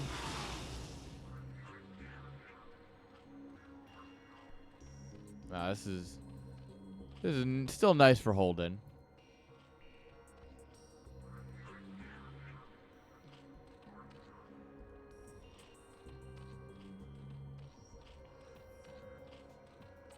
Yeah, we need more overlords, friend. When they're dying, you need to build more of them. It's hard. It is actually really hard to remember to build overlords when they're all dying. Lair at the natural. Interesting. Nothing wrong with it. It's just interesting. All right. Overlord should be starting to pop here any minute. We can start... We can continue droning if we want. We can go and drop our Spire here soon. These 2 lings are going to come in here. See, maybe look for a fight. Hey, guys, want to fight? All right, Holden's catching up, though.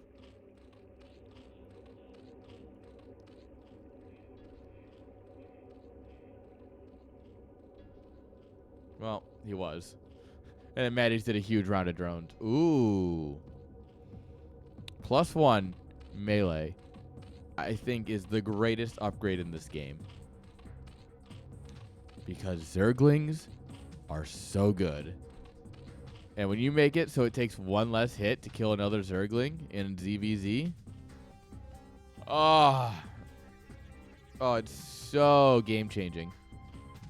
+1 melee is the best upgrade in this game. Queen's Nest. He's going to go Fast Hive?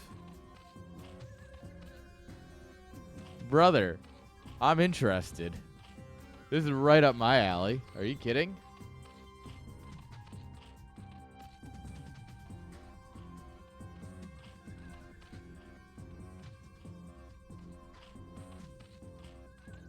I assume these are going to be spores.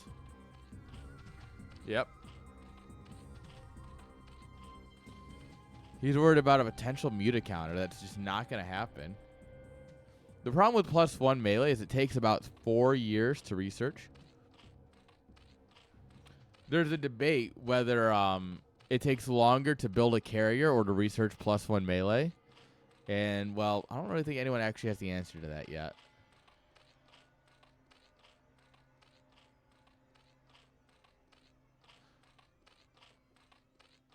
A couple of groups of lings. We can get crack here soon. Another Evo chamber.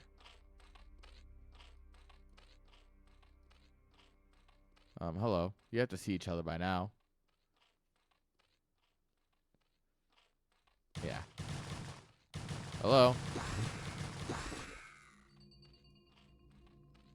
All right, more sunk. That's a lot of creep colonies.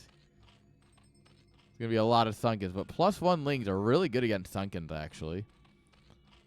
Like, they're surprisingly good. Yes. Yes, he is. And oh boy. No, don't go early. Stage like here. This is where you want your lings. Stage them like over here. You don't want them to get caught by accidental move outs, right? No, don't send them in. Don't send them in. Don't send them in. Crack's not. Oh my god. +1's not done yet. Crack's not done yet. What is this? Matt.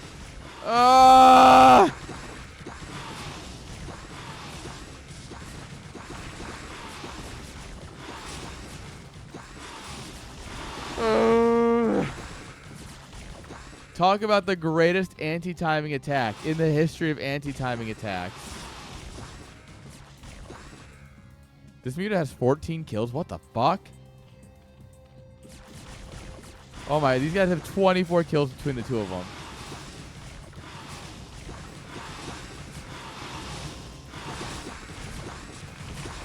Yeah, +1 lings are super good against sunkens.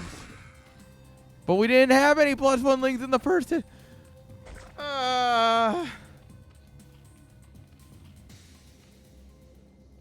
Chat, I am upset. That was the greatest self-own of all time. Like, I don't think a quarterback could throw harder than that. You had it all. +1. Crack. All of it was seconds away. You sit right here for 10 seconds. Upgrade complete. Upgrade complete.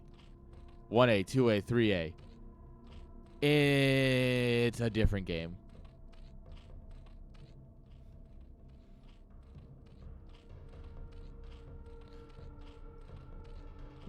No, +1 cracklings could break this. It would be messy, but you would probably be able to crack most of this, and then the follow-up wave that he sent in would have cleaned up. I think it could have very well done it. But he went way too early without his upgrades and just lost. He done goofed.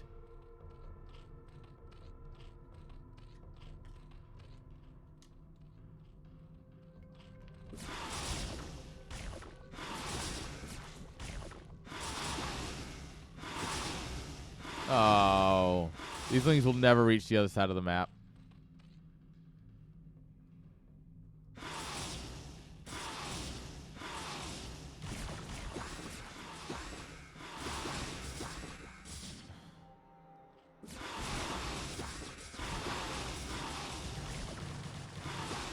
Yeah, see.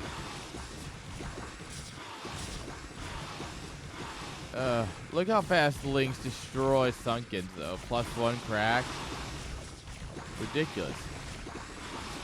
Hey, this was streaming in like 6 Lings at a time. If he had strung in like all 30 something that he had originally, like, fuck.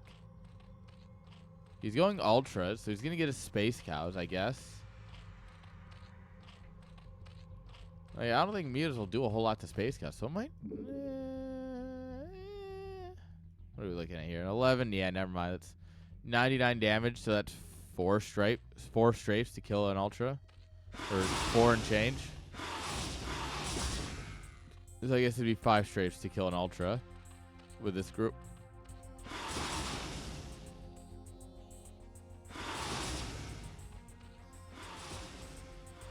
Oh, Lord. He had it all.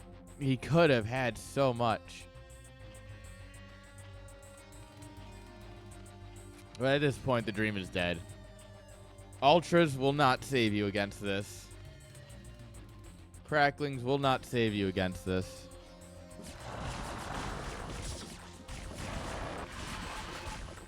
Especially when you have to kill one of your spores to get your ultras out.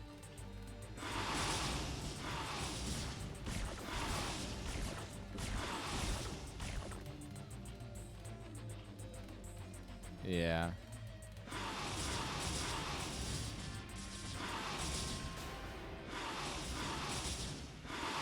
Yeah, these mutas are just going to town on these ultras. Chitinous plating is not done yet. Yeah, the muta micro is good, but... Oh, man. You don't even really need to micro your mutas. You just win.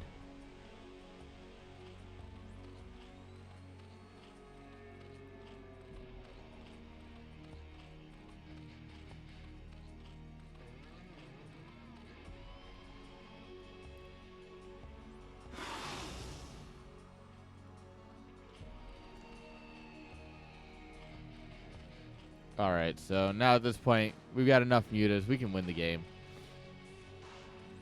There's 1A, 2A your mutas into his natural and just... He has nothing that shoots up other than spores.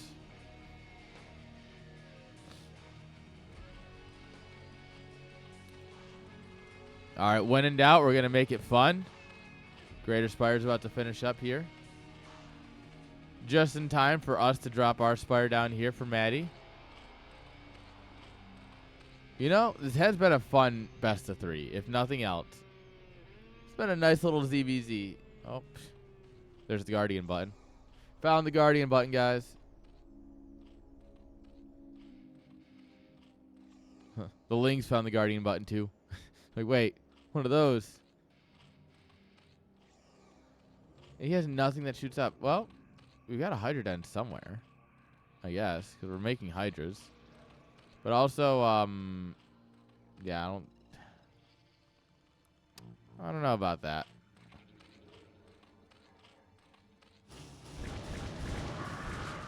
Yeah, this is why I don't know about that.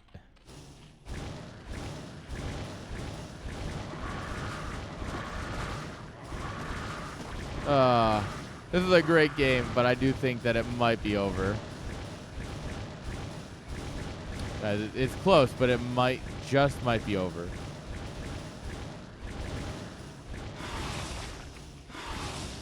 Hurry, send in your 1 muta to beat his 1 muta.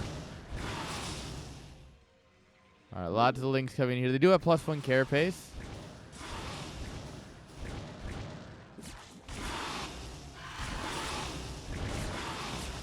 Alright, we're making Scourge to try and save this, but...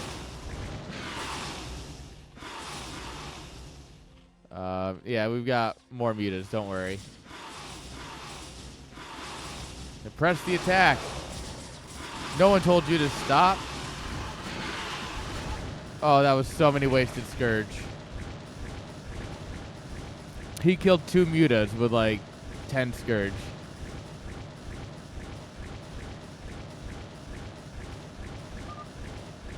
GG. And unfortunately, Holden will take the series 2-1. GG's. Not the result we wanted, but you know what? It was a fun result no matter what. I think that was a good game. Game 3. I think it was fun.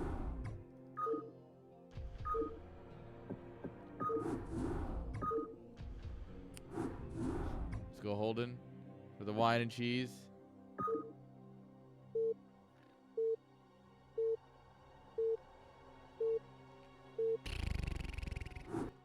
That's how I feel about your wine and cheese.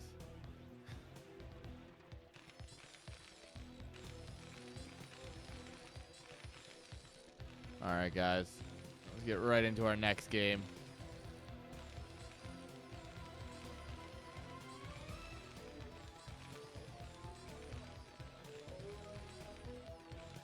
Something like that.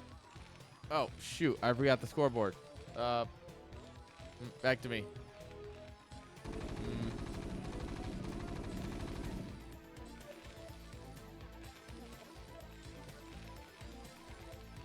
There we are. Yeah, I totally didn't forget the scoreboard. Don't worry about it.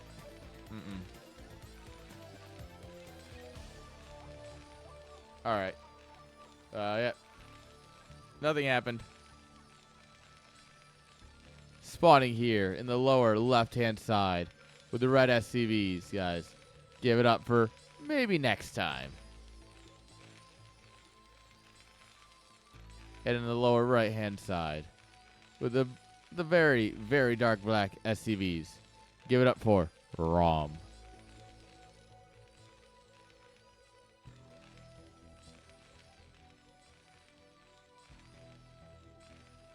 All right.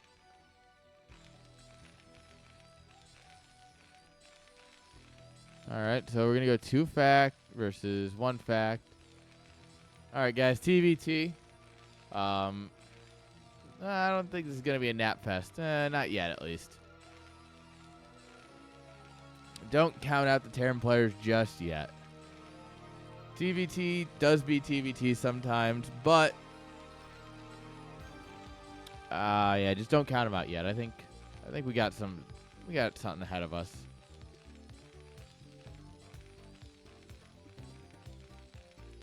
All right, natural CC coming on up here. He's a little scared, so he's building it back in his main. The big overlords. Look at them. The 150 mineral, 1,000 health overlord. Can I get that? I need my overlords to be better.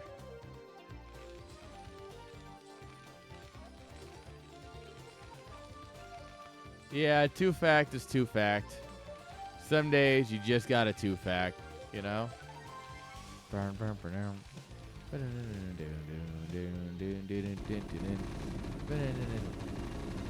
But the thing is with 2 fact, much like everything else with Terran, it takes about 20 minutes before it kicks in. So even the cheesiest Terran game is still like longer than most macro games for other races, especially in mirrors.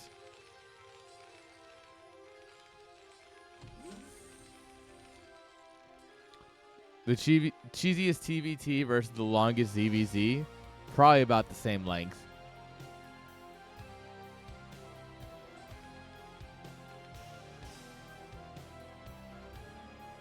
All right, here we go. Rhom already has a tank in siege mode, though. He went straight into siege. That's commitment. It's commitment to not dying. All right, boys, you might want to get in the bunker. It's about to be not safe out here. Yeah, this is not a great place to be a Marine.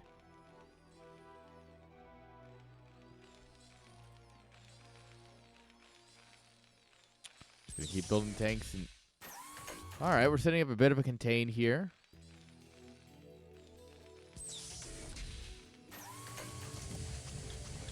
All right, man, finally get in the bunker. It's the Lyrak bunker here, guys. They're all hiding in it.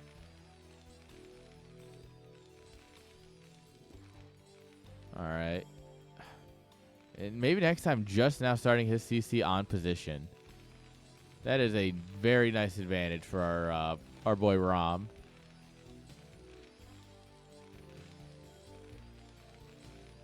These missile turrets are here, but I mean, I guess they're anti-race turrets, but there's no race, so it's fine.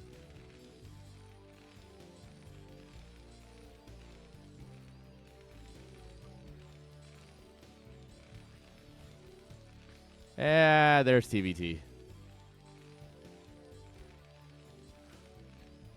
All right, guys, I'm going to take a nap. I'll be back.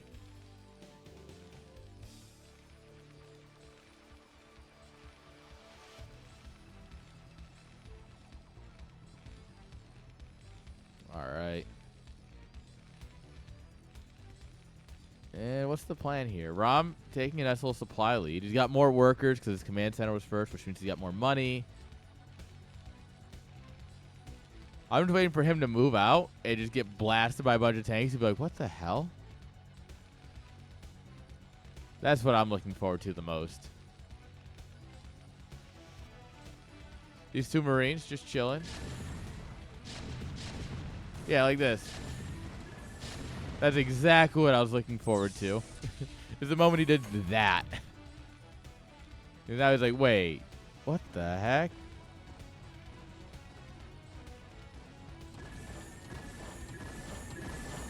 Well, that's just downright rude. I mean, it's a great thing for anti-drops, but also, like, let me try and get your eBay.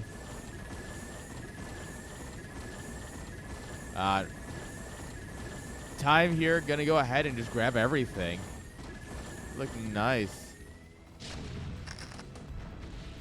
Oh, those tanks had no fear.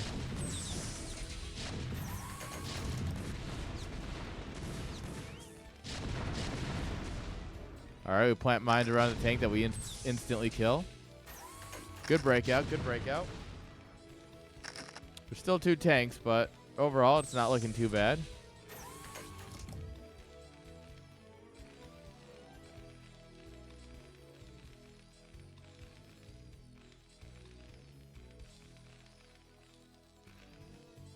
All right.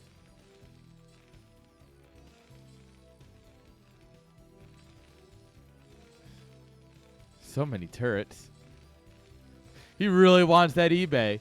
Are you kidding?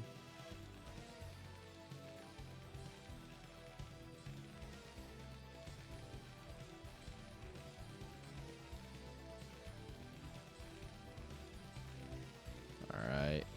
We do have our own starport back here for maybe next time. Probably see some dropship play from him. Oh, yeah, this tank line. There's just tanks everywhere. Oh, the eBay lives. Get wrecked, nerd. Build a turret right here.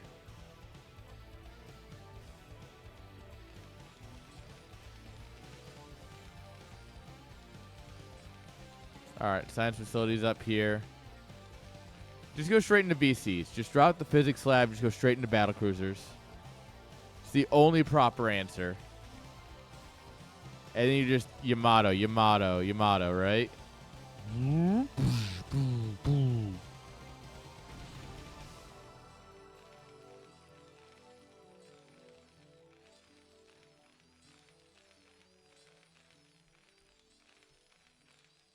Alright.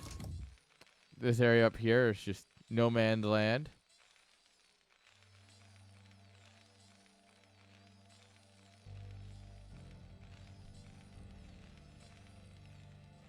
All right, we do have a third already up for Rhom. That's a good advantage. Meanwhile, we're thinking about a third down here for time, but not quite getting there yet.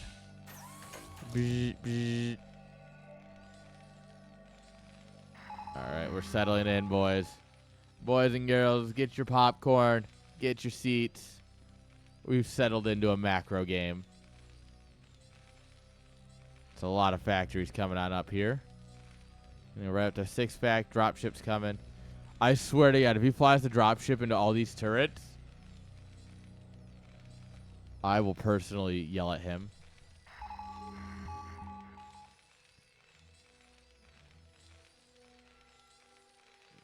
All right.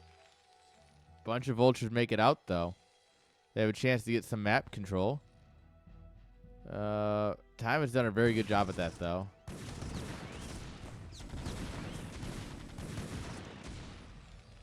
Oh, but we can't get in here and deny the third. That's hot. That's hella hot. Any delay is a good delay.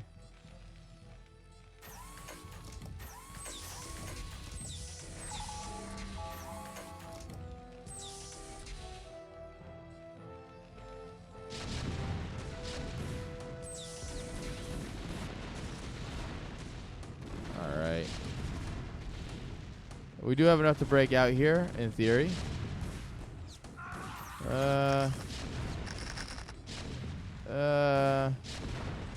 Yeah. Or at least push him back. Oh, but we have nothing over here. Because of that, we left our third O wide open. Oh, no.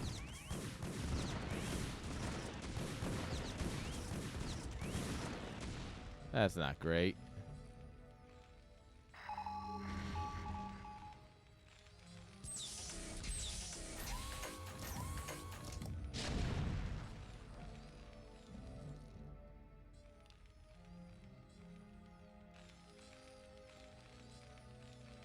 All right, dropship's here. It hasn't died to this turret ring yet. Oh, my God. Look at this. This is getting a little ridiculous.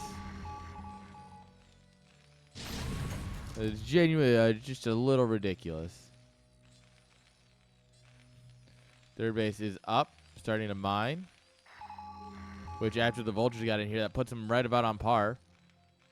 The difference is Rhom just has, like, 15 more workers. He just needs to get them all mining efficiently, and this will be good for him.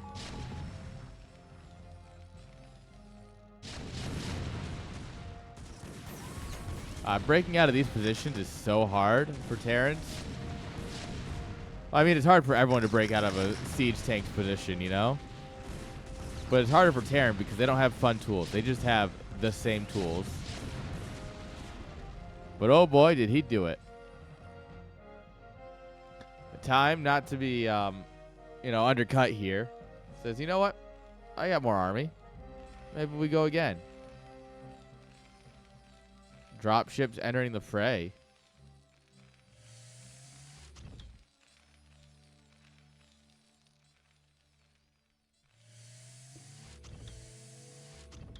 All right, yes, fly right past the NG bay. Come on. You know you want to. I mean, to be fair, if this drop goes unnoticed, this could win the game. This is one heck of a drop, right? We got 5 tanks, 7 tanks, and a Goliath. And we fly right through the NG bay. Nice. Oh, man, if there were some turrets here. Oh, wait, they're on the wrong team. Well, there's no reaction to the drop, so even if we see it, it doesn't really matter.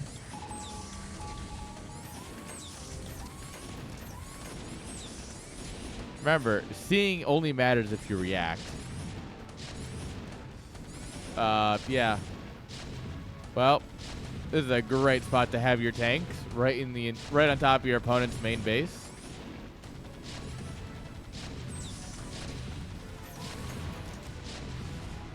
Oh, well, that tank tried.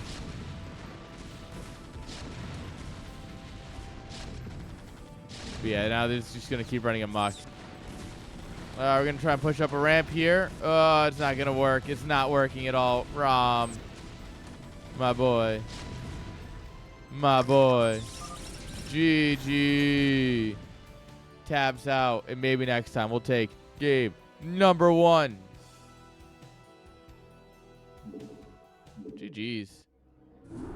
All right. Look what they've done to my boy. My boy. All right. There we are.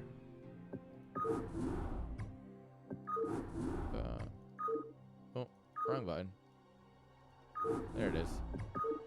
Helps if I load the next replay and not the same replay.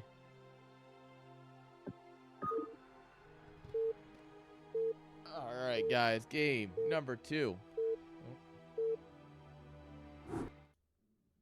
I really need to remember to update the actual score on the scoreboard and not just the names.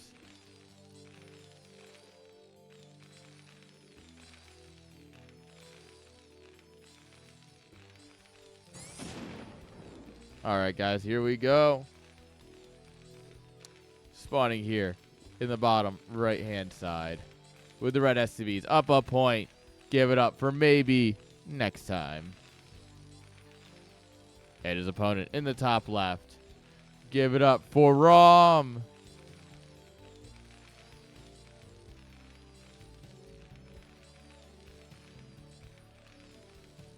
All right. 2-player map. That means the shenanigans can be even more shenanigan-y. Which, of course, is what I always hope for.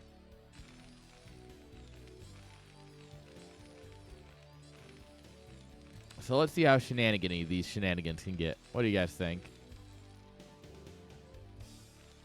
All right, 1 Marine into factory. We have 2 Marines into factory here. But into 2 factory. All right, all right.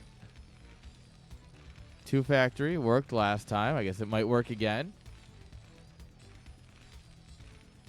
And I mean, on a 2-player map, there's a lot less places for Rhom to get out and around your tank line on Neo Dark Origin than there is Apocalypse. Like, if you set up right here, he's kind of just dead.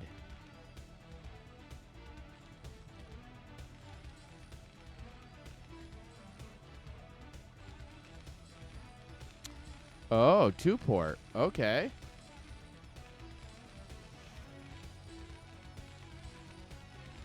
Two-port could be interesting. It's got a lot of potential.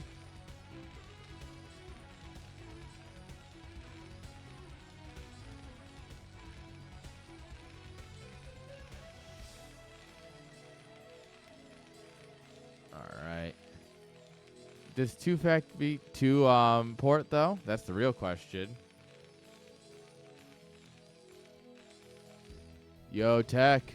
How you doing? We're answering the age-old question. 2-port or 2-fact?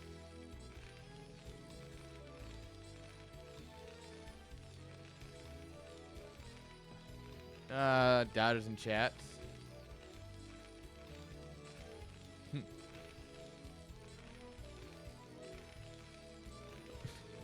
Where's the Little League finals? Where's the Little League replays?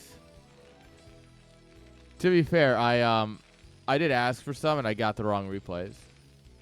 Because I think they submitted the wrong 2v2 replays, which is what I casted. So I just haven't had a chance to look back either.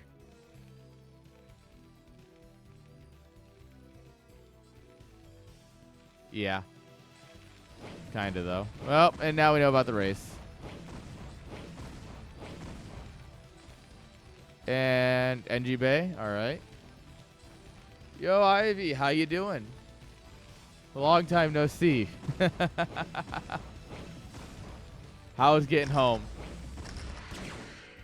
How was the travel back? Was it hope it was better for you. That's for sure.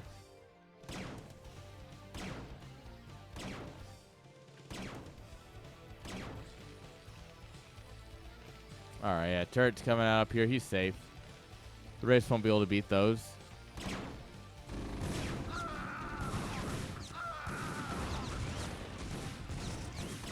All right. Yeah, we're going to force our way up this ramp, and the race are good, but, like,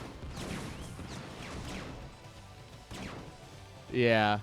I mean, Deutsche Bahn screwed up my train and then got 2-hour delays at Frankfurt, which ended up causing me to miss my connecting flight home, and it was the last one of the night. So I had to sleep in the airport overnight and take a 9:45 flight home.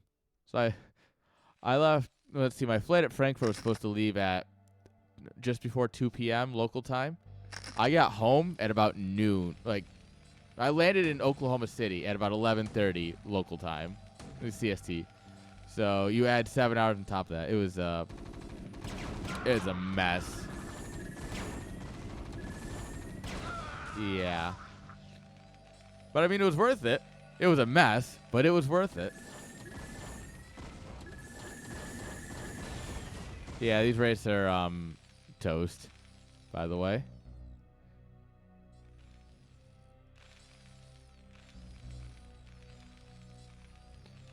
Yeah. Next time, I'm taking an extra day. I'm not flying home on Monday. I'm flying home on Tuesday. Yeah. Home Story Cup was absolutely worth it. It was worth every minute. Especially, oh man, it was a good time. Had by all, I think. It was so much McDonald's at 4 a.m. Oh god. That McDonald's hits different though.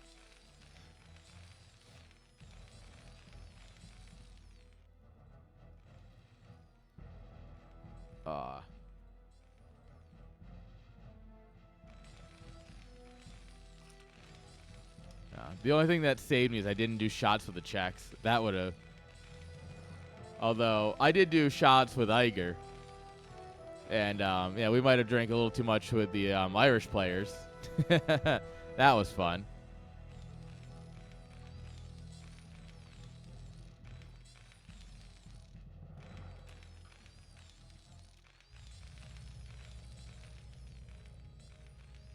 Yeah, Saturday was a fun time. We did a lot of shots. Home Story Cup is a tournament for Starcraft 2 in Germany. Yeah, you know, it's because I'm amazing. Because I'm obviously super popular. No. I'm really good at drinking. What can I say?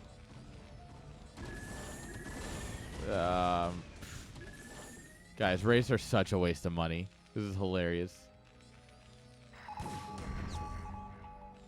No, I'll definitely be at June Home Story Cup. I might be at IEM Katowice. I'm still a little 50-50 on that. We'll see. It's a little expensive to get to Poland. But we'll see. And then, yeah. DreamHack Dallas, that's going to be a party. That's a 4-hour drive for me. I legally cannot miss that. It's way too close.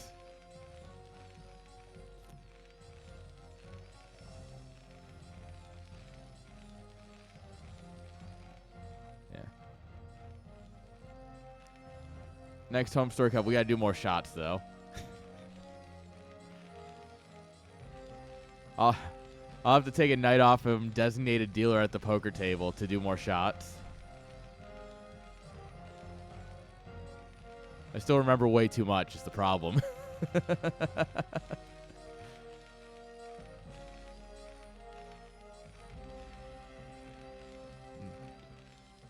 Maybe I don't. Probably best not to drink with Stefano. As long as I avoid that, I think I'll be fine. Oh, God. Dude, this man's building turrets everywhere. What the fuck?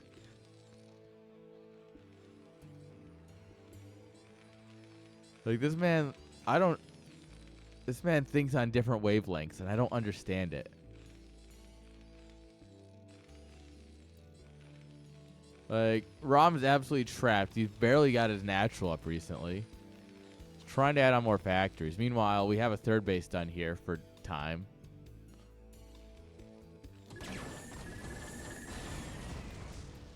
Poke in, immediately lose a Wraith. We have +1 on the Goliath.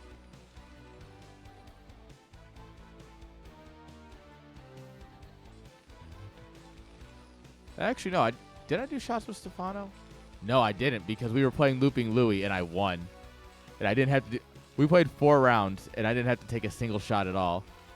And I was actually a little sad, because I was ready to do shots. And then...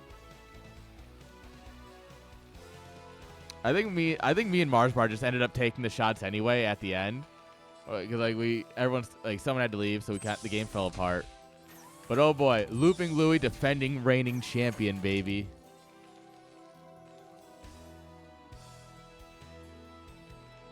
The game's way too easy. Whoa!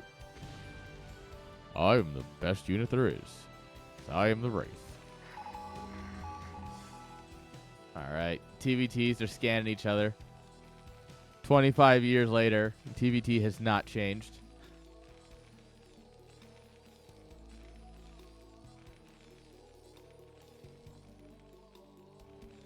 Alright.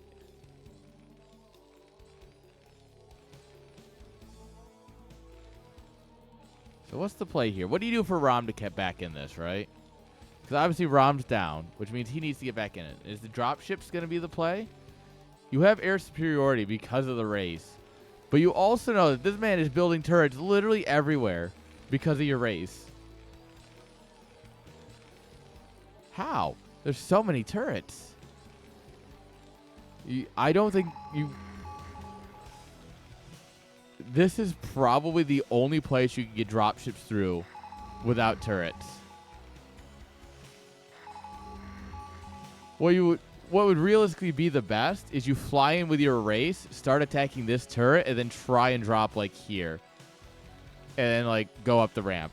Or like race, fly in, attack a little bit, right?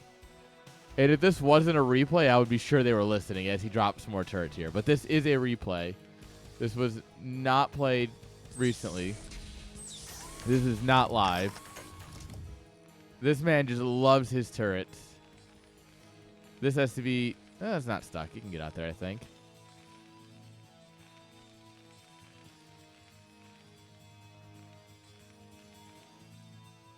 I just...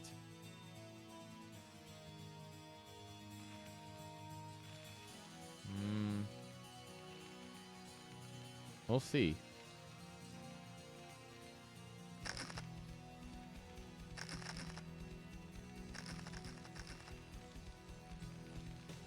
All right. Oh, yeah, he's going to go mass dropship. He really thinks this is the way. The thing is, I think Battlecruiser actually might not be the least useful unit here. Like, I don't see this. All right, guys, let me tell you what's going to happen over the next 60 seconds. Rhom is going to slam 8 drop ships into missile turrets. 3 of them are going to die before they unload. The rest will unload and unload about half of the army in them. And then they're all going to die. And it's also going to get scouted on the way by mines. That is my bold prediction for the next minute of this game.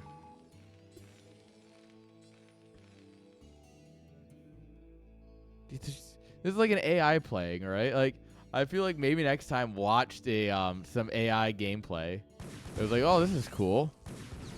Like, no offense, but it genuinely, like, that's how it feels, right? Oh, it's tower defense. Oh, 1, 2. Oh, he lost 2 before he unloaded. All right.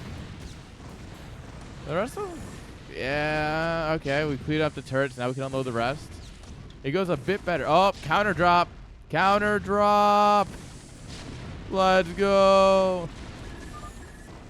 GG. I didn't predict the counter drop. I was close, though. Unfortunate, but that is the end of our TVT. GG's. The boys tried.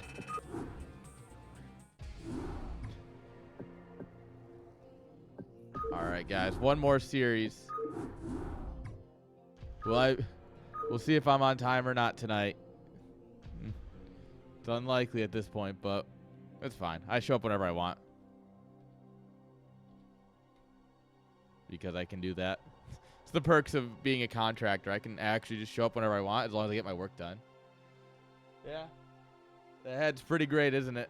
I plan to hang them all along this wall right here. I want to hang them all up.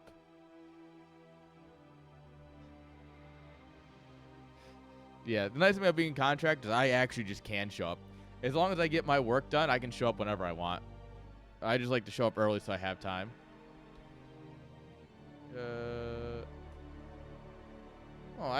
What's the drive? 10 minutes? All right, if I check to the bar. Yeah, 11 minutes. Okay. Yeah, no, that's the plan. We were, I was looking at, you can get, someone 3D. If I had a 3D printer, I'd make them myself. Otherwise, I'm just going to buy them on Etsy. These little 3D printed hooks that use command strips. And you just kind of on the wall. And it's super easy. And then, because I want one hat for every event. I do live sound for bands. Well, it's one of my many jobs. I have 3 jobs. I am a busy man. I have my full-time job, I have this job, and I have contracting for sound, which is just something I enjoy way too much. But it also means that I have no time to do anything. Oh, wait, I got that.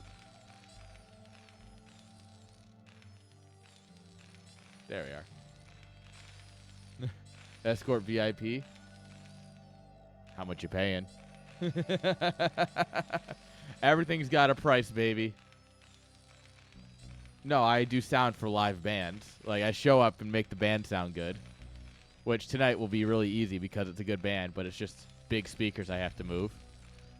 We're using bigger, because the venue is bigger, so we have bigger powered speakers that weigh like 100 pounds that I have to move around. So, it'll be fun though. Spawning here at the bottom right-hand side with the red SCVs. Give it up for our boy, Redmund, representing Needlelight. And then bottom left with the magenta drones. Oh, this guy gets it. You know, magenta drones, it's the best color in the game. Give it up for Styx.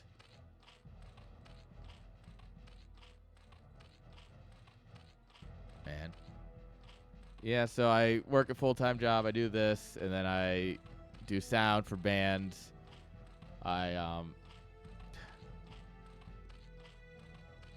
You prefer orange? Forgot to switch. That's fine. You got a better color. Okay, orange is fine. Surrey will yell at me if I talk trash on orange. So, like, you know. But magenta's definitely better.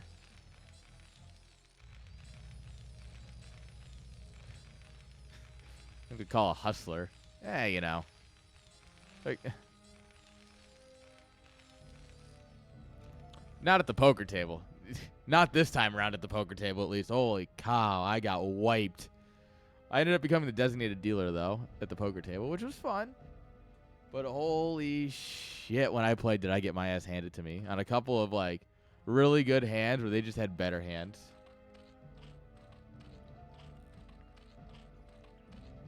Ah, Redmund's been lurking. All right, guys, we're going to get him to refight this in chat. While we watch the replay, so we're going to fight it out again in chat. Let's go.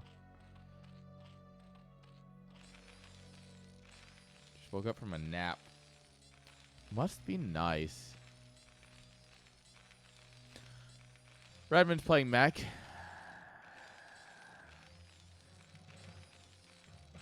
You hate to see it. Because mech is garbage. Mech players are garbage, man. This is why I 3-0'd Redmund. In a best of 5, this is why I 3-0'd him. Third hatch coming on. But 3 hatch on 2 bases is nice.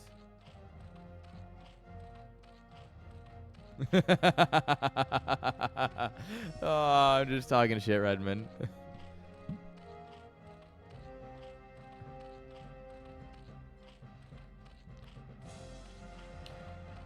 Battle of the Staff. Esk versus Dada. Oh, that's a battle of the throws. I'm kidding. I kid.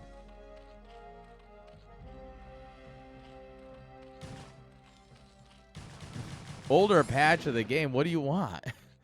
There's not many older patches. For a game that's 25 years old, it does not have that many patches. I mean, we can make spawning pools 150 minerals again. I'm totally down. All right, safety sunken coming on up here. Right at 3:30.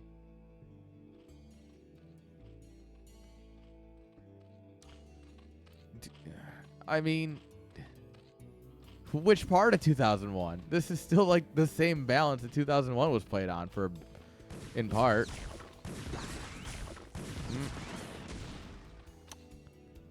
That turn TR8 experience right there. That vulture turned and just didn't move. It's like,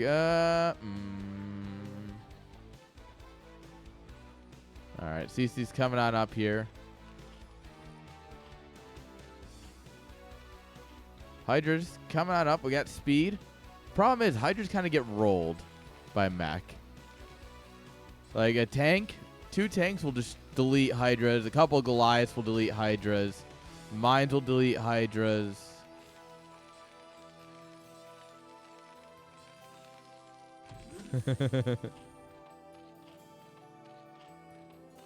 Dev's made a lot of things that we question.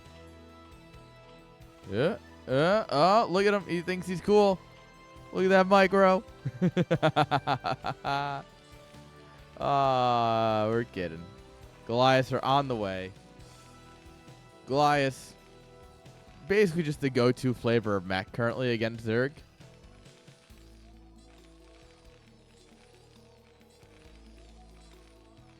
Oh, yeah. That's why you just go crazy Zerg. You just build ultras. If you can hit before they're ready, it works. Don't ask me why it works, but it does.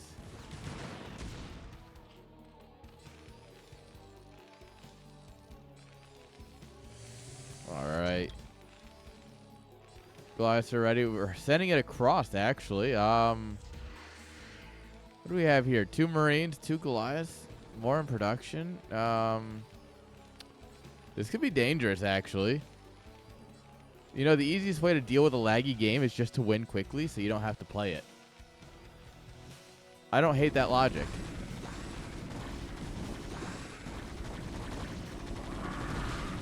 Yep, bunker's gone.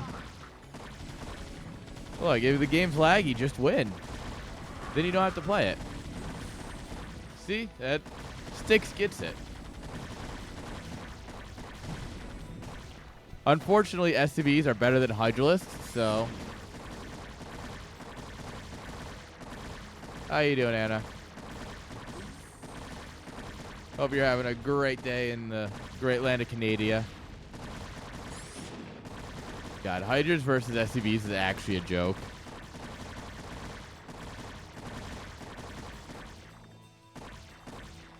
Alright, we do have a tank. Siege mode just starting. Yeah, this is over. Whoops. So warm.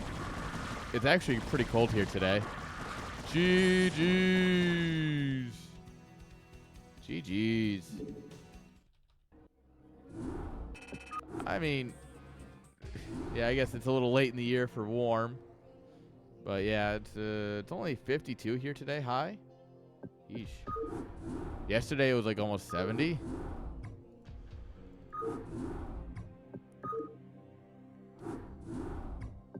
All right, guys, this is our last game, unless Redmund wins. But no, guys, this is our game 2 of our last series, though. Did Lenny survive the travel?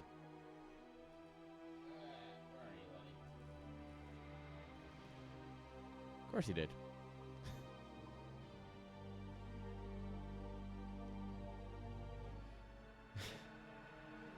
I'm just throwing shade at my teammate, guys. Don't worry.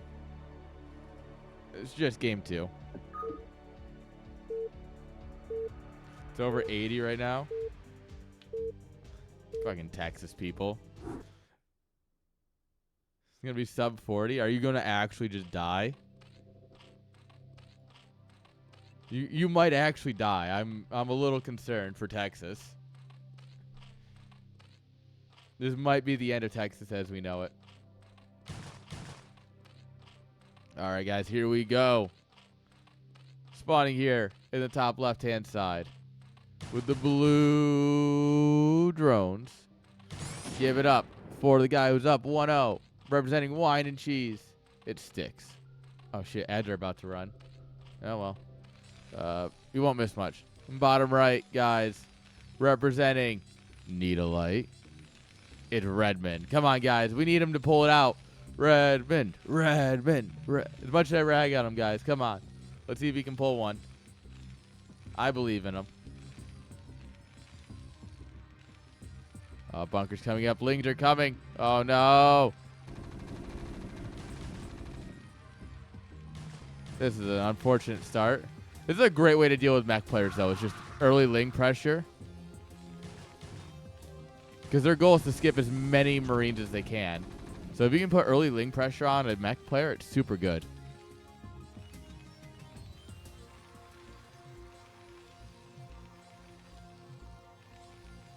All right. He does survive, though. The bunker finishes. We're going straight into lair. All right. This is very ZBZ-esque. Love to see it.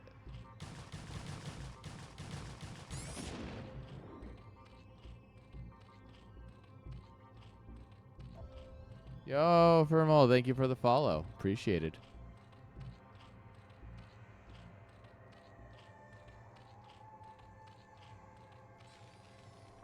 Redmund's going to steady out here. We're going to get our factory, our machine shop going. Command center.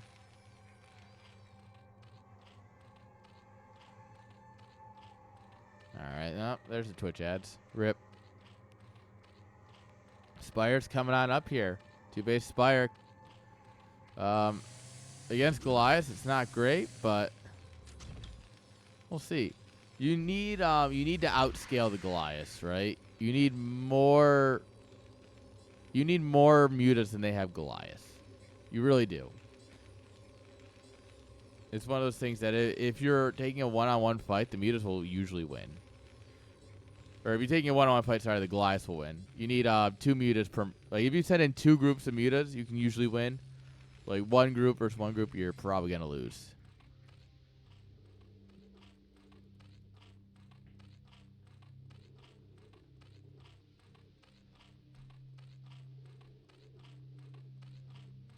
All right, so he's gonna come in here, see the sunken, see another hatchery coming on up here, see some lings. Nothing looks too weird, at least.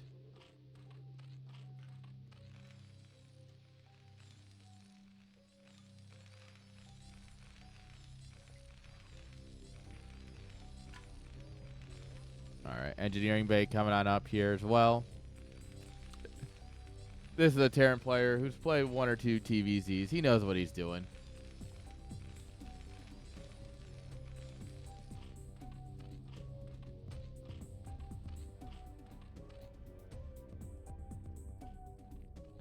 All right. Yep, mutas are popping. And once you start popping, you can't be stopping.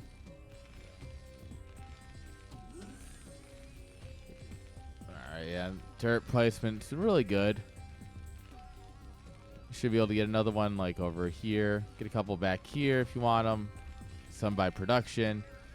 The Goliath will supplement the turrets pretty well.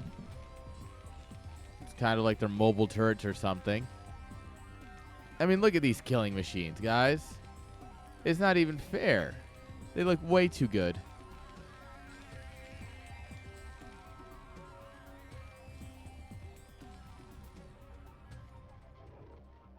All right, third base coming down. We got some lings going around the map. Muta's coming in. The Gundams, yeah. Come on, they can shoot up and down. What more could you want from a unit, guys? It shoots up, and it kills everything. It shoots down, and it kills everything. And it looks badass. Like, come on. It's truly the greatest unit.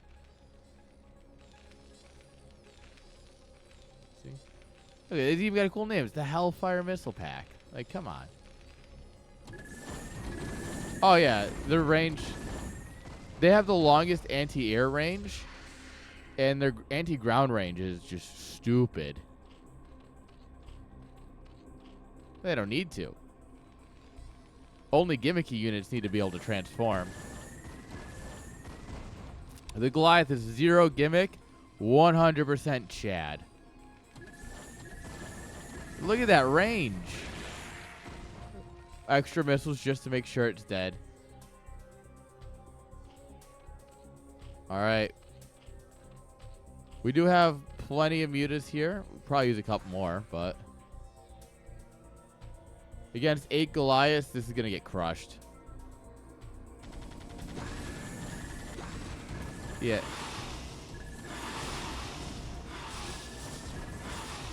Yeah. Especially if you can get on top of Goliaths, the missiles will derp out quite a bit. All right, we've lost half the Goliaths and have lost 2 mutas. We lost all the Goliaths and we lost 2 mutas. Guys, are mutas good?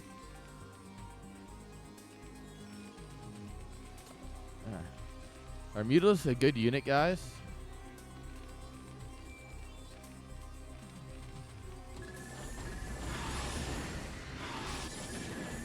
Yeah.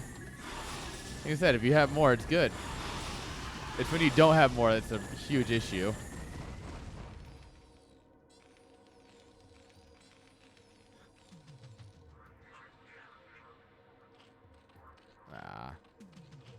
Redmund's going to put up a fight here. I believe in him. He's the boy. And the boys always put up a fight.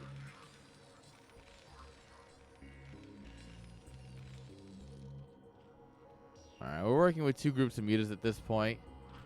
Which is, if Zerg can control 2 groups of mutas, it's scary. +1 armor is done for the mutas. +2 on the way.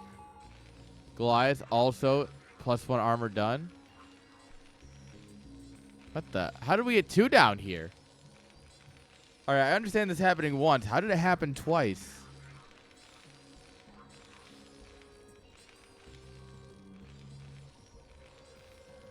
Alright.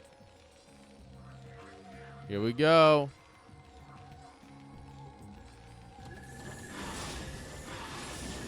No scouting, so they're going to come in here and kill an SCV. They should be able to delay the starport a bit at least. And 2 groups of mutas don't care about your turrets.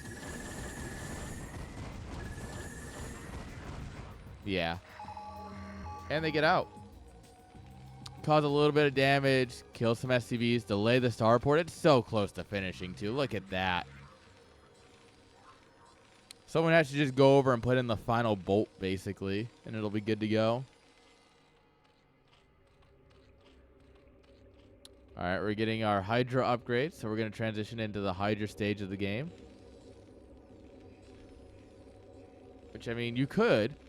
Or alternatively, you just go Queen and you spawn Broodling on everything, and you laugh. You laugh as Terran cries, as all of their units get deleted and turned into your own units. It's like mind control, but better.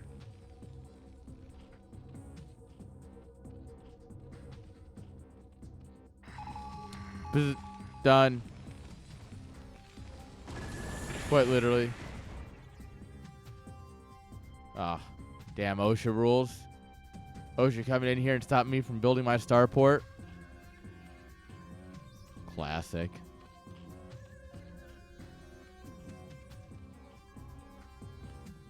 Alright. This Spotterling is worth its weight in gold, by the way.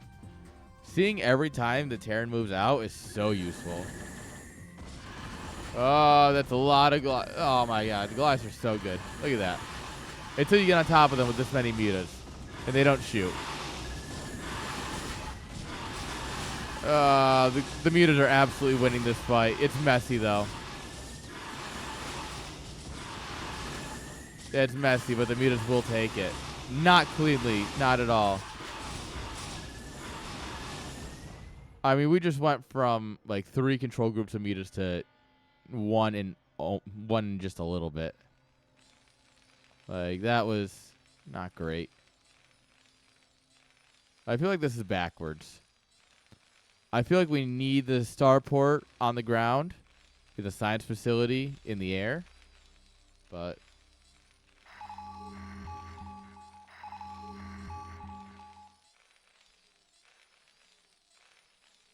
all right, scans out, see the space is going down, sees the space is up and running. Redmund's gonna have to get something done here.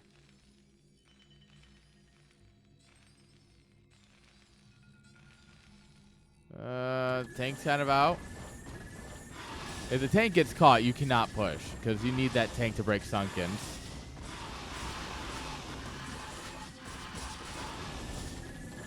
Alright. The tank's doing its part, helping out against the Hydras, but there's just too much here.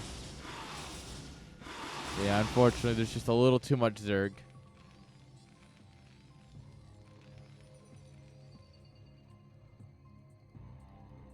Huh. What are these for?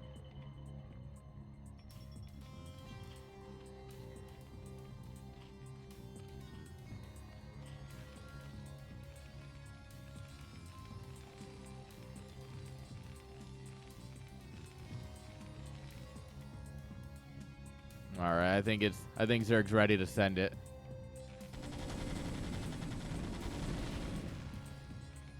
The Marines just had like, oh my god, why did you just do that? We were hiding in here. Those poor Marines.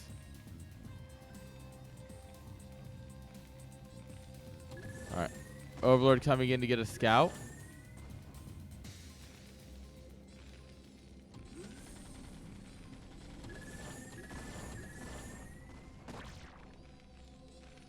Overlord will see everything it needs.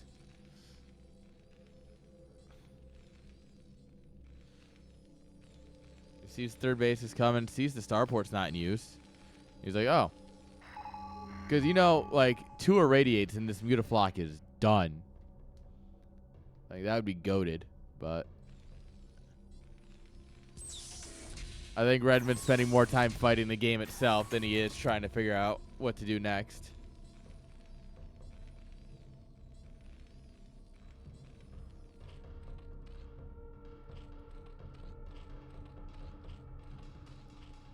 Yo, Devil91, thank you for the follow. Oh, the bridges. Mate, the bridges are the great equalizer. They always have been, and they always will be. You cannot push across the bridge if your opponent's on the other side of it.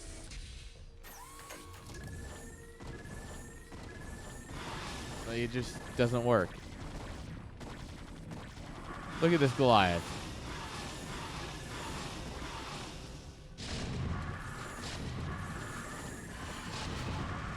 Oh, oh God, yeah. Bridges are a good unit, guys.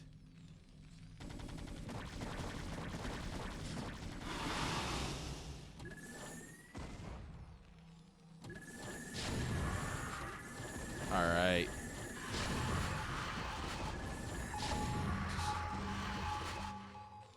Yeah, Redmond is starting to take good fights here, guys. Supplies are equal. He's got more workers, which means... Oh, there they are. There's the ladies. There's the Escalades.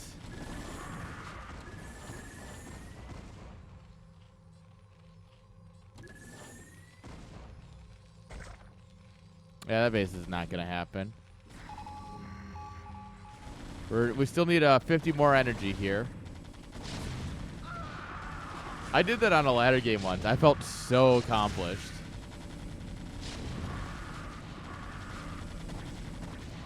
Alright. There's just enough Zerg here. Unfortunately, Redmond's army is getting caught here. Doesn't have quite enough here. The tanks are getting got. The queens all get, or the mutants get destroyed, but there's enough Hydras here to clean it up. And even if there isn't, Redmond doesn't believe in the second wave. GG! Styx takes it 2-0.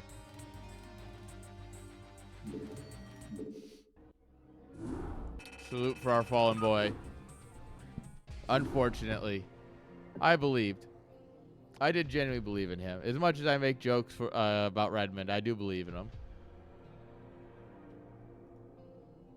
He's still the, he's still one of the boys, you know?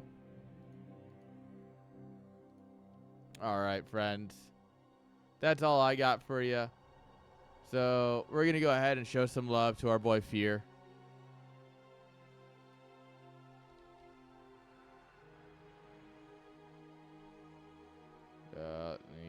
Go ahead and set up the raid. Thank you all for hanging out.